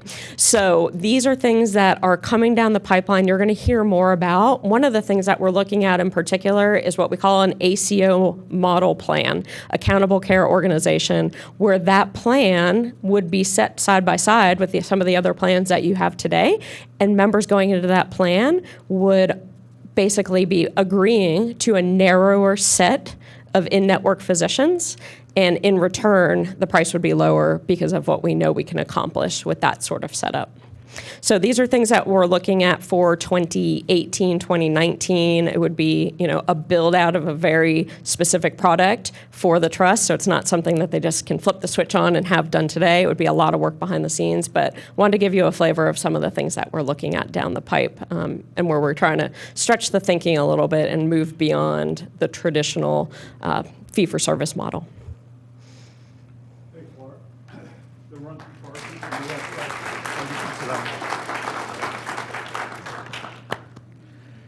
Okay, finally, it looks like we're almost on schedule here. So I think the news a lot of you showed up to gather in is where we're going to be on pricing for next year. We've promised in the webcasts and throughout the year that at this time we would give you a first look at where rates are likely to go when we actually produce them in late July or early August. So let me flip the switch here. Okay, we're expecting right now that rates will likely fall within a 2% to 5% range for all plans. There will not be an across-the-board rate increase for every plan as we've had in the last couple of years. The rate relativity differences, or if you want to look at it, rate inequity differences that have arisen in between plans, either in the way they were priced originally by IBC, or as we've made them worse by doing across the board rate increases for the last few years. Whichever cause is due, we have some inequities. We're trying to attack some of those this year, so the rate increases will be different for different plans, and I can tell you in a minute roughly where those impacts will be. The second point is that the final impacts of plan consolidation and enrollment migration as people move from plan to plan, we've planned for them, but they're not fully known. This is a little bit of a roll of the dice. We have some sense, as you saw in our December presentation, about where people are gravitating to, and it's like the lower their premium cost, the stronger magnet it is to draw people in that direction. Okay, and indeed, some of the worst pricing problems that we have are in our lowest cost plans, particularly our lowest cost prescription plans. So in terms of where to expect the range of these increases to hit, one would expect that the high deductible plans, which will be least affected, okay, and that those plans, the two cheapest, or if you want to call it that, the two lowest priced RX plans, the 20/40/60, and especially the 20/75/100, will get the heaviest increases, okay?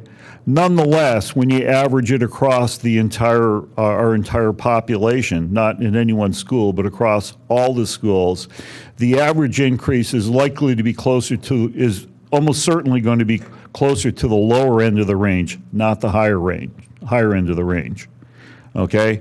How that exactly falls out will not be known finally until the migration occurs, until the schools decide which plans they're going to keep, which you're going to eliminate, and then also where your employees decide to migrate to, if anywhere. But compared to what we've seen in the past, this is a very modest, this will be what you can count on seeing in August is a very, very modest increase that will, that will affect your budget or affect your employees according to which plans that they're in. The schools that have the greater number of their people in high deductible health plan will see less of an increase. Those who are in the least expensive yeah, the least expensive pharmacy plans will see the greatest impact, but it will all be within that range. We're pretty certain of that. What I want to say is for a startup business, which is what we are in a way, we've been in business for 50 years, but starting November 1st, becoming self-funded, we're kind of a whole new business. And as a startup, we're having a roaringly good start. Compared to all the other MIWAs, education-based MIWAs that we're in touch with across the country, many of them had very rough startups and spent years trying to recover from having charged themselves too little in the first year. They either lost members or they had to go into debt. They had to borrow money in order to float their boat and keep it alive. We have avoided all of those problems in our first year. It's safe to say that even though we're only 6 months along, that we have safely avoided all those troubles. So what I want to say about this startup business and the trustees who lead it is you have leading your enterprise and making it happen a very cautious but courageous set of risk takers. Okay, it was a big risk they took in going self-funded. It was a big risk, at least from a PR point of view, in setting rates up by 11.4% last year for the current year.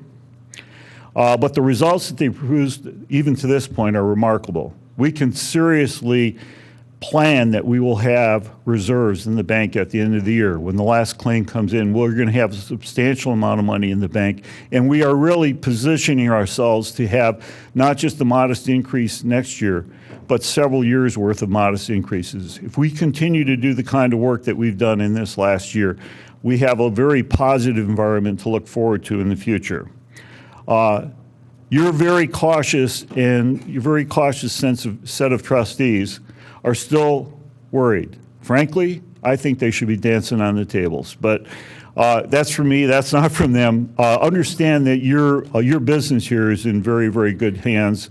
We're watching every penny, we're watching every detail very carefully, and we really are trying to position this group of schools and your employees to have a positive health insurance experience over the long term. And as you all know from looking at what's going on a national level, that's not an easy thing to do, okay? So, thank you.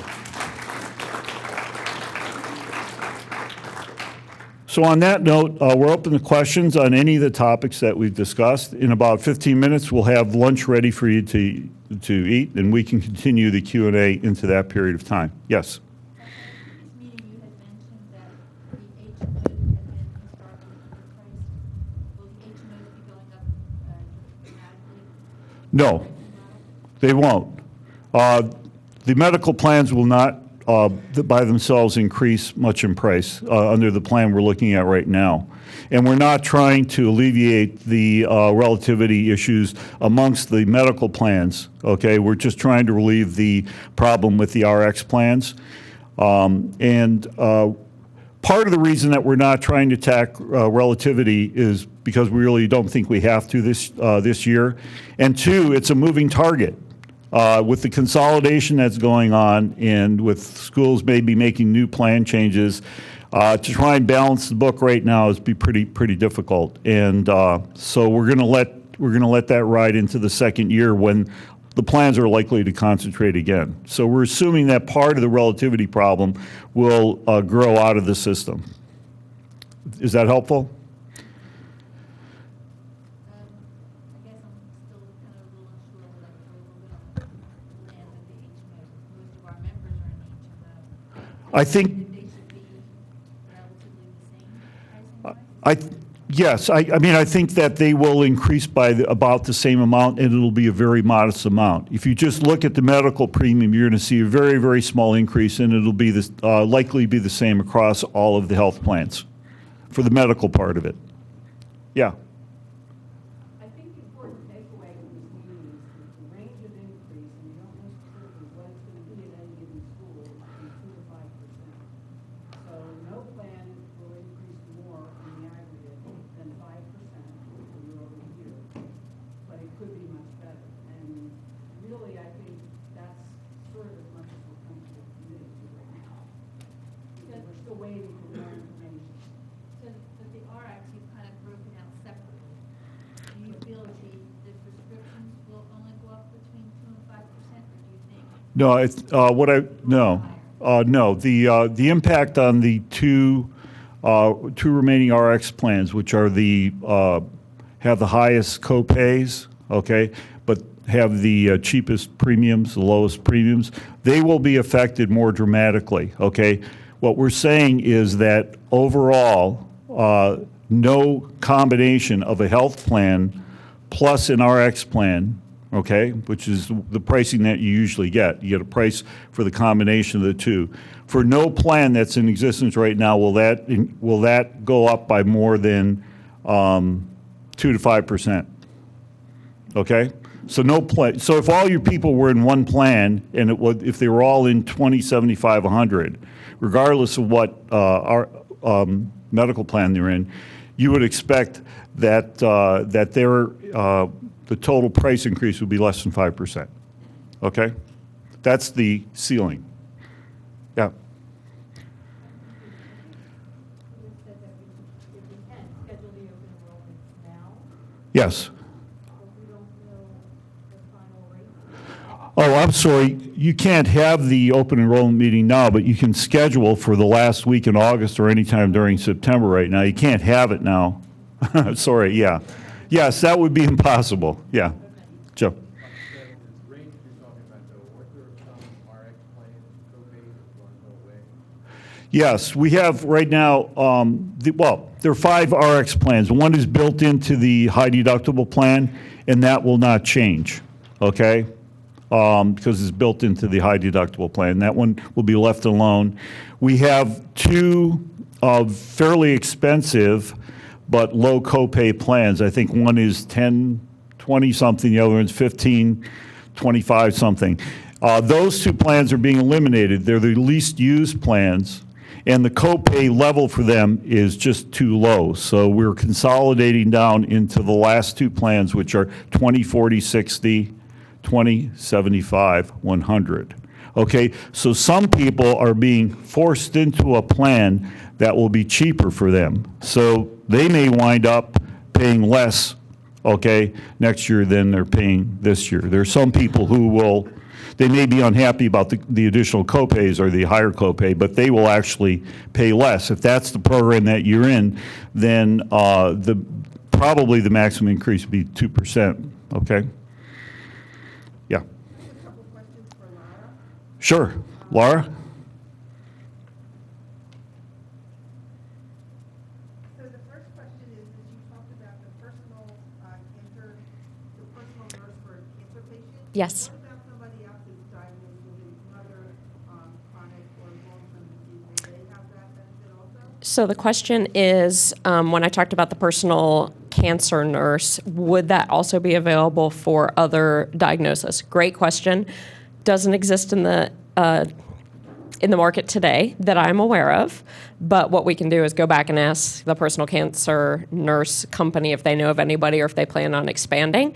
So yes, absolutely, something we would look at, just aren't aware of it happening. There's a lot of growth and innovation happening in the health insurance market now, so it's a great idea and we can certainly look into it. And the other question is, I didn't quite understand this, where you said Aetna is going to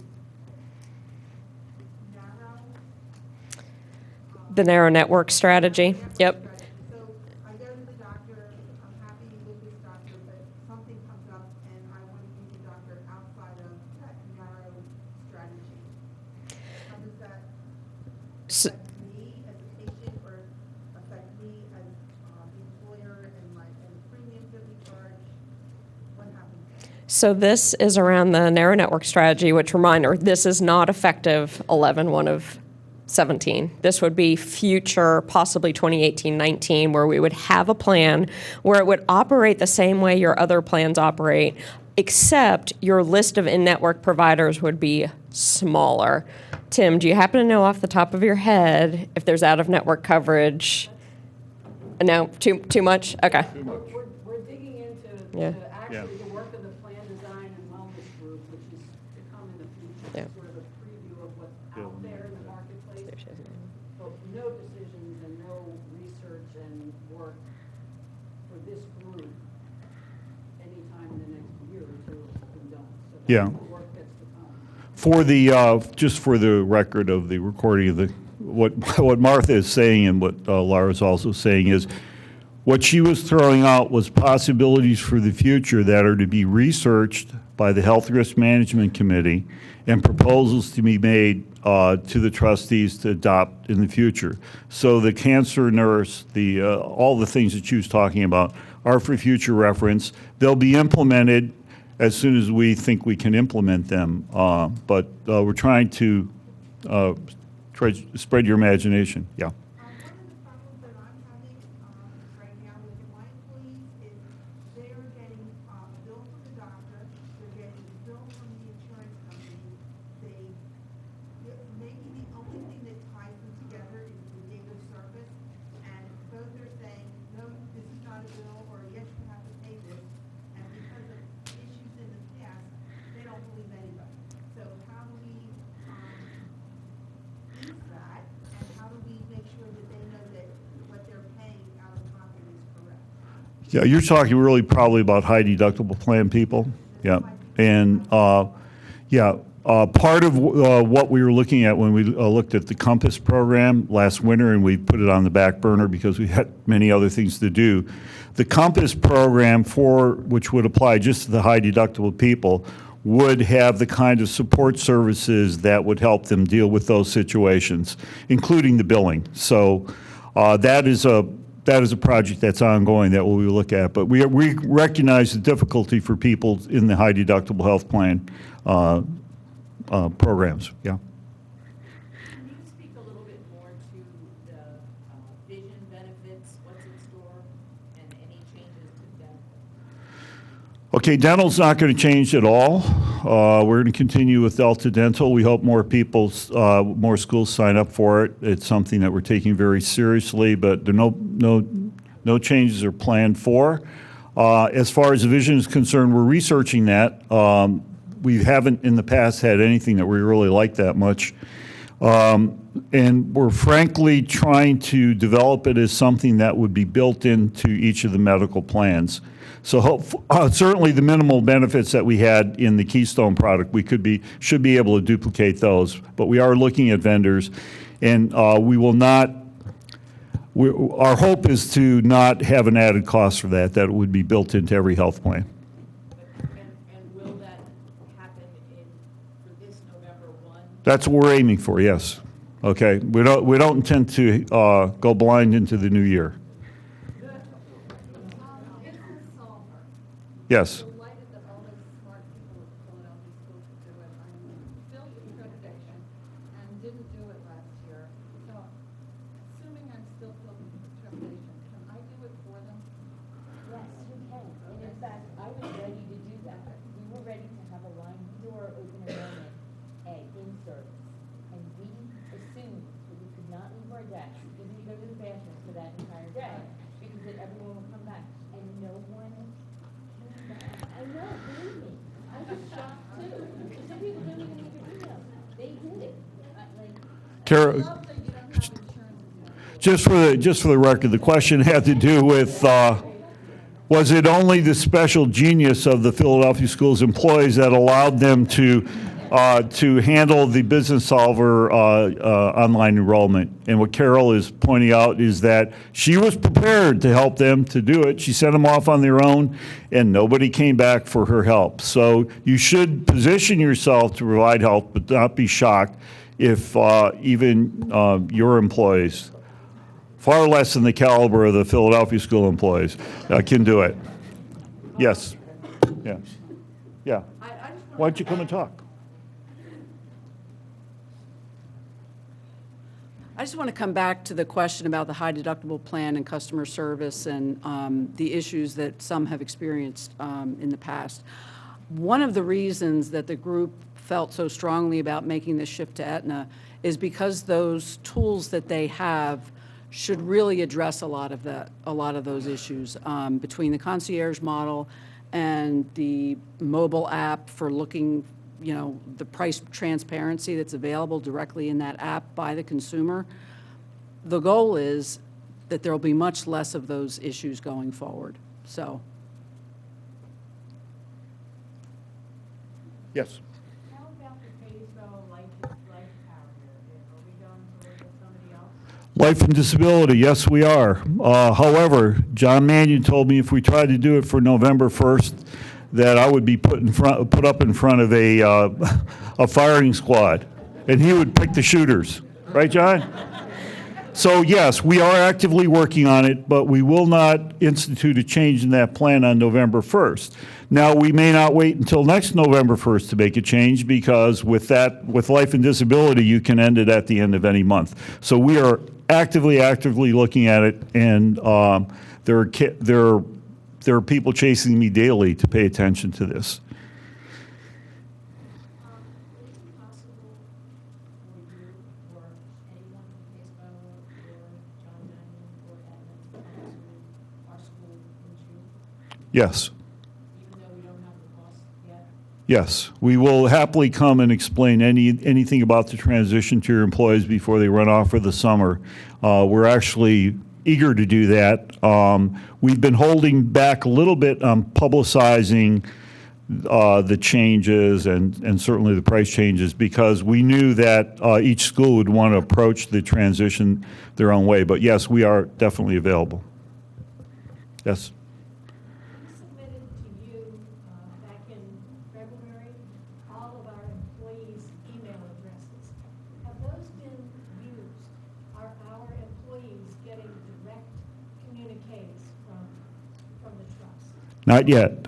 Okay, what we, yeah, Patrick would have spoken about this earlier, but we have had one meeting of a communications committee or group to talk about how to use those names. And the primary concern was, there were two primary concerns. One is that people not be asked to buy things through that system, not be a list that we hand out to people to go and sell our employees things. So that's not going to happen, okay? Third-party vendors will only use names on those lists if we have created a program with them like Doctor On Demand, that this is a service that we're providing to our participants. Then they would be able to send emails to them. That was one thing. The second example is for the trust itself. We don't intend, unless there's some kind of emergency, we don't intend to communicate things directly via email or the website to our members unless the school, somebody at the school, the member reps, have had 5 business days advance view. So we'll send the stuff to the people who are in this room and other people who have this responsibility, not so much to get your approval, but to get you to know what we're going to be, what your participants are going to see before they come into your office and say, what's this all about? Okay, so those are the two main rules that we set, and we will be following those. We're at the 62% capture, by the way. I'll send an email to the members that we don't have by Friday. Okay, this is a solicitation.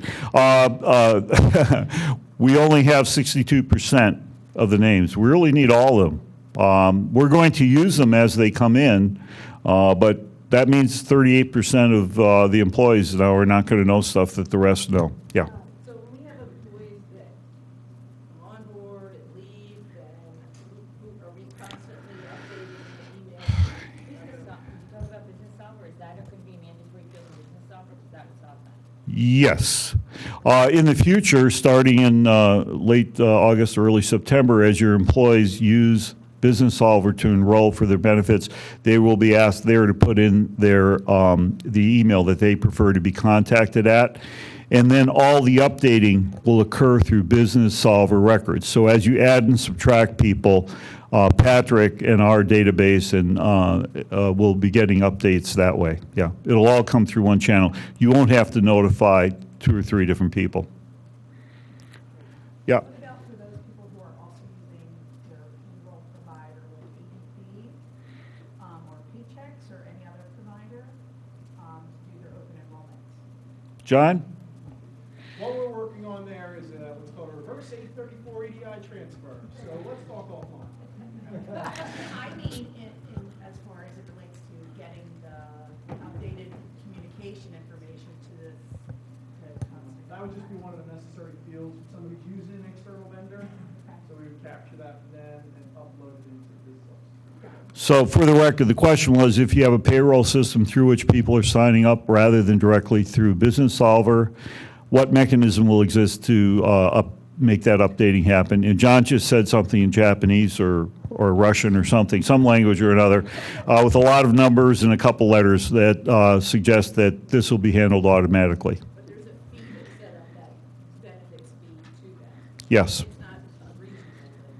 There is a fee, yes. If you wish to go through via your ADP or whoever, yeah, there is a setup charge, yeah. John mentioned there was a template that someone designed. Did that was that sent out to us? What? Letting our employees know that we're now moving to Aetna? I guess I missed it. Huh? We'll see to it that, talk, yeah, we'll get it to you. And the second thing is COBRA people.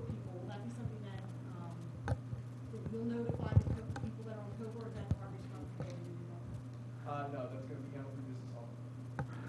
The Cobra people will be handled through Business Solver is the answer. Anybody, let's see, anybody else? Yep. Any other questions for anybody? Anybody who's spoken today you can ask a question of. And, yeah, there we go. The urgent care facilities, whoever comes around, we'll be able to go wherever we want to go, or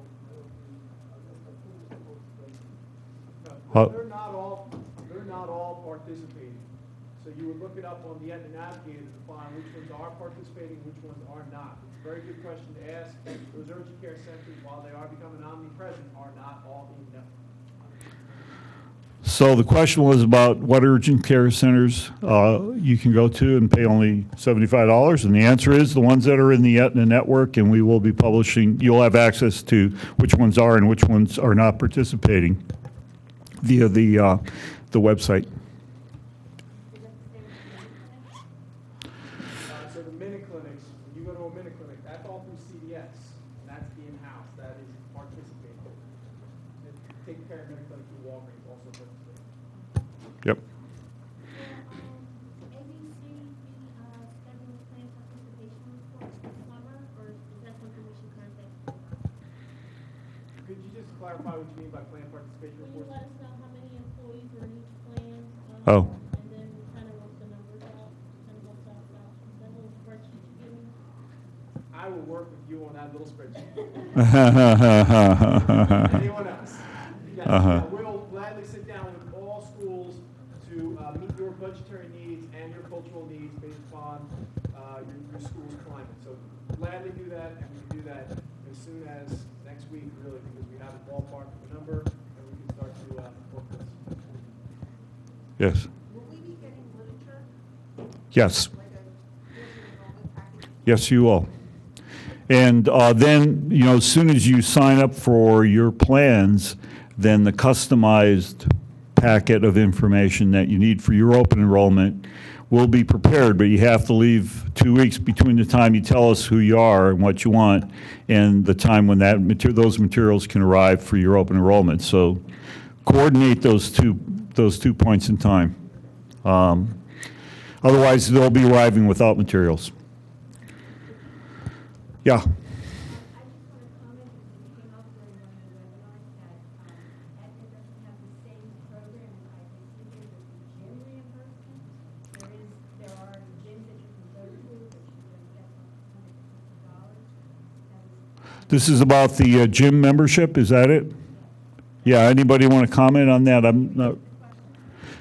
Her question is, it came up in the webinar, she said, what she recalls from the webinar, somebody mentioned to her, is that Aetna does not have the same plan in place for supporting gym membership. And, ultimately, it's up to the trust to decide what we're doing there. I just don't know what's routine. Yeah, you want to come up? So we have, as a national company, a contract with Global Fit. Here, talk in the microphone. I will, but I didn't want to wait till I got over. So from a gym standpoint, as a national company, we have a contract with a company called Global Fit. So if you go out to Global Fit, you can see on their website all of their participating gyms. And you'll get a discount on the monthly fees from those gyms. We don't do a reimbursement program. So there's pros and cons to that. I go to the gym a lot, so I would say that might be a takeaway if I were getting reimbursed. While the other side is I often hear, well, I got a track that I go, 75, 100 times before they'll reimburse me. So this is just a flat discount as long as that gym participates with Global Fit. Okay. I really appreciate the emphasis on wellness, and given the emphasis on the mainstream media now on wellness, I was wondering if there could be any programs that are alternative. I can address that. I've heard several times about having had doctors telling me that you have an We haven't. I know you do. and then the stress management in terms of medication. Right. The Health Risk Management Committee, which, took a back seat to the Plan Selection Committee over the last couple of months, is going to be getting back together and looking at all the wellness programs that we can. Laura has access to a number of those that we can look at independently, and there's a whole schedule of things that that Aetna would be happy to provide if we're willing to pay for it. So we're looking at all those things. There'll be a very serious concern for wellness. Some wellness things have more psychic payoff than they have financial payoff, and we might decide to do those anyway to get people focused on wellness and involved and engaged with what we're trying to do as a trust. But Frank Eloise went to a presentation a week or so ago about does all of this stuff work? Does consumerism work? And I think one fact he came back with is the average payoff on gym membership programs, the ROI on this is 17.6 years. So if we do it, it'll be really to motivate people to become involved and become engaged. But we'll also be looking at plans that have guaranteed return on investment. We're really interested in those things which really lead to good health, intervening with health, And this is just a plug. Everybody who's interested in all these wonderful possibilities ought to join the what's it called? Health and Wellness Committee, because these are the kinds of ideas that they talk about. Right? If I can jump in and get back to the alternative network question, we do have access to a network through our discount programs. So things like acupuncture and more holistic providers, we actually do have something available right now that'll be embedded in the plan, not necessarily part of some of the other more engaged programs that we're talking about. Okay, anybody else? All right, well, thank you all. We have lunch waiting for you. There won't be any program. Oh, one thing before you go to lunch. We had hoped to, as many of you probably don't know who John Batley is. I tried to call attention to who he is when he died. He died about a month or two ago. And John was the original founder of everything that has become PAISBOA Health Benefit Trust, PAISIG, probably the PAISBIG liability insurance plan. John started in independent schools in the 60s, I think, after he got out of the Navy, and was a very powerful leader, quiet leader started up a lot of things and moseyed them along. And we have decided that between PAISBOA membership organization and the trust, we had decided to award him the Visionary Award for having, posthumously obviously, but to award him for having the vision to get all these wheels rolling in this direction. We're eternally thankful. His widow was going to be here to receive the award today, but her son, who was going to take her there, ran into a business problem he had to deal with, so she couldn't be with us today. So I will be going out to Kendall or Crosslands or wherever she's living right now, sometime in the next few weeks or so, and giving this posthumous award. And I would just like everybody to recognize that We wouldn't be where we are today except for the pioneers, and he was the pioneer of all pioneers. And think well of him. He's left many, many things behind that are wonderful for independent school. He was the CFO, business officer, whatever, at the Westtown School for decades and decades until sometime in the 90s. Okay, so just a round of applause for John Batley. Thank you all for coming. Enjoy your lunch. Stay as long as you want. Chat.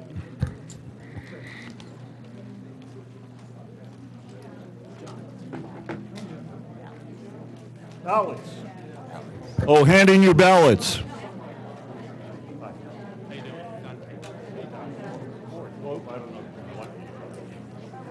You'd have to have a lot of interviews. Can I suggest edit your first bullet? Yeah. Because I read that as rates will likely fall. Ah. I was like, wow. 2 to 5% less. Very good. Okay. Well, land. How about land?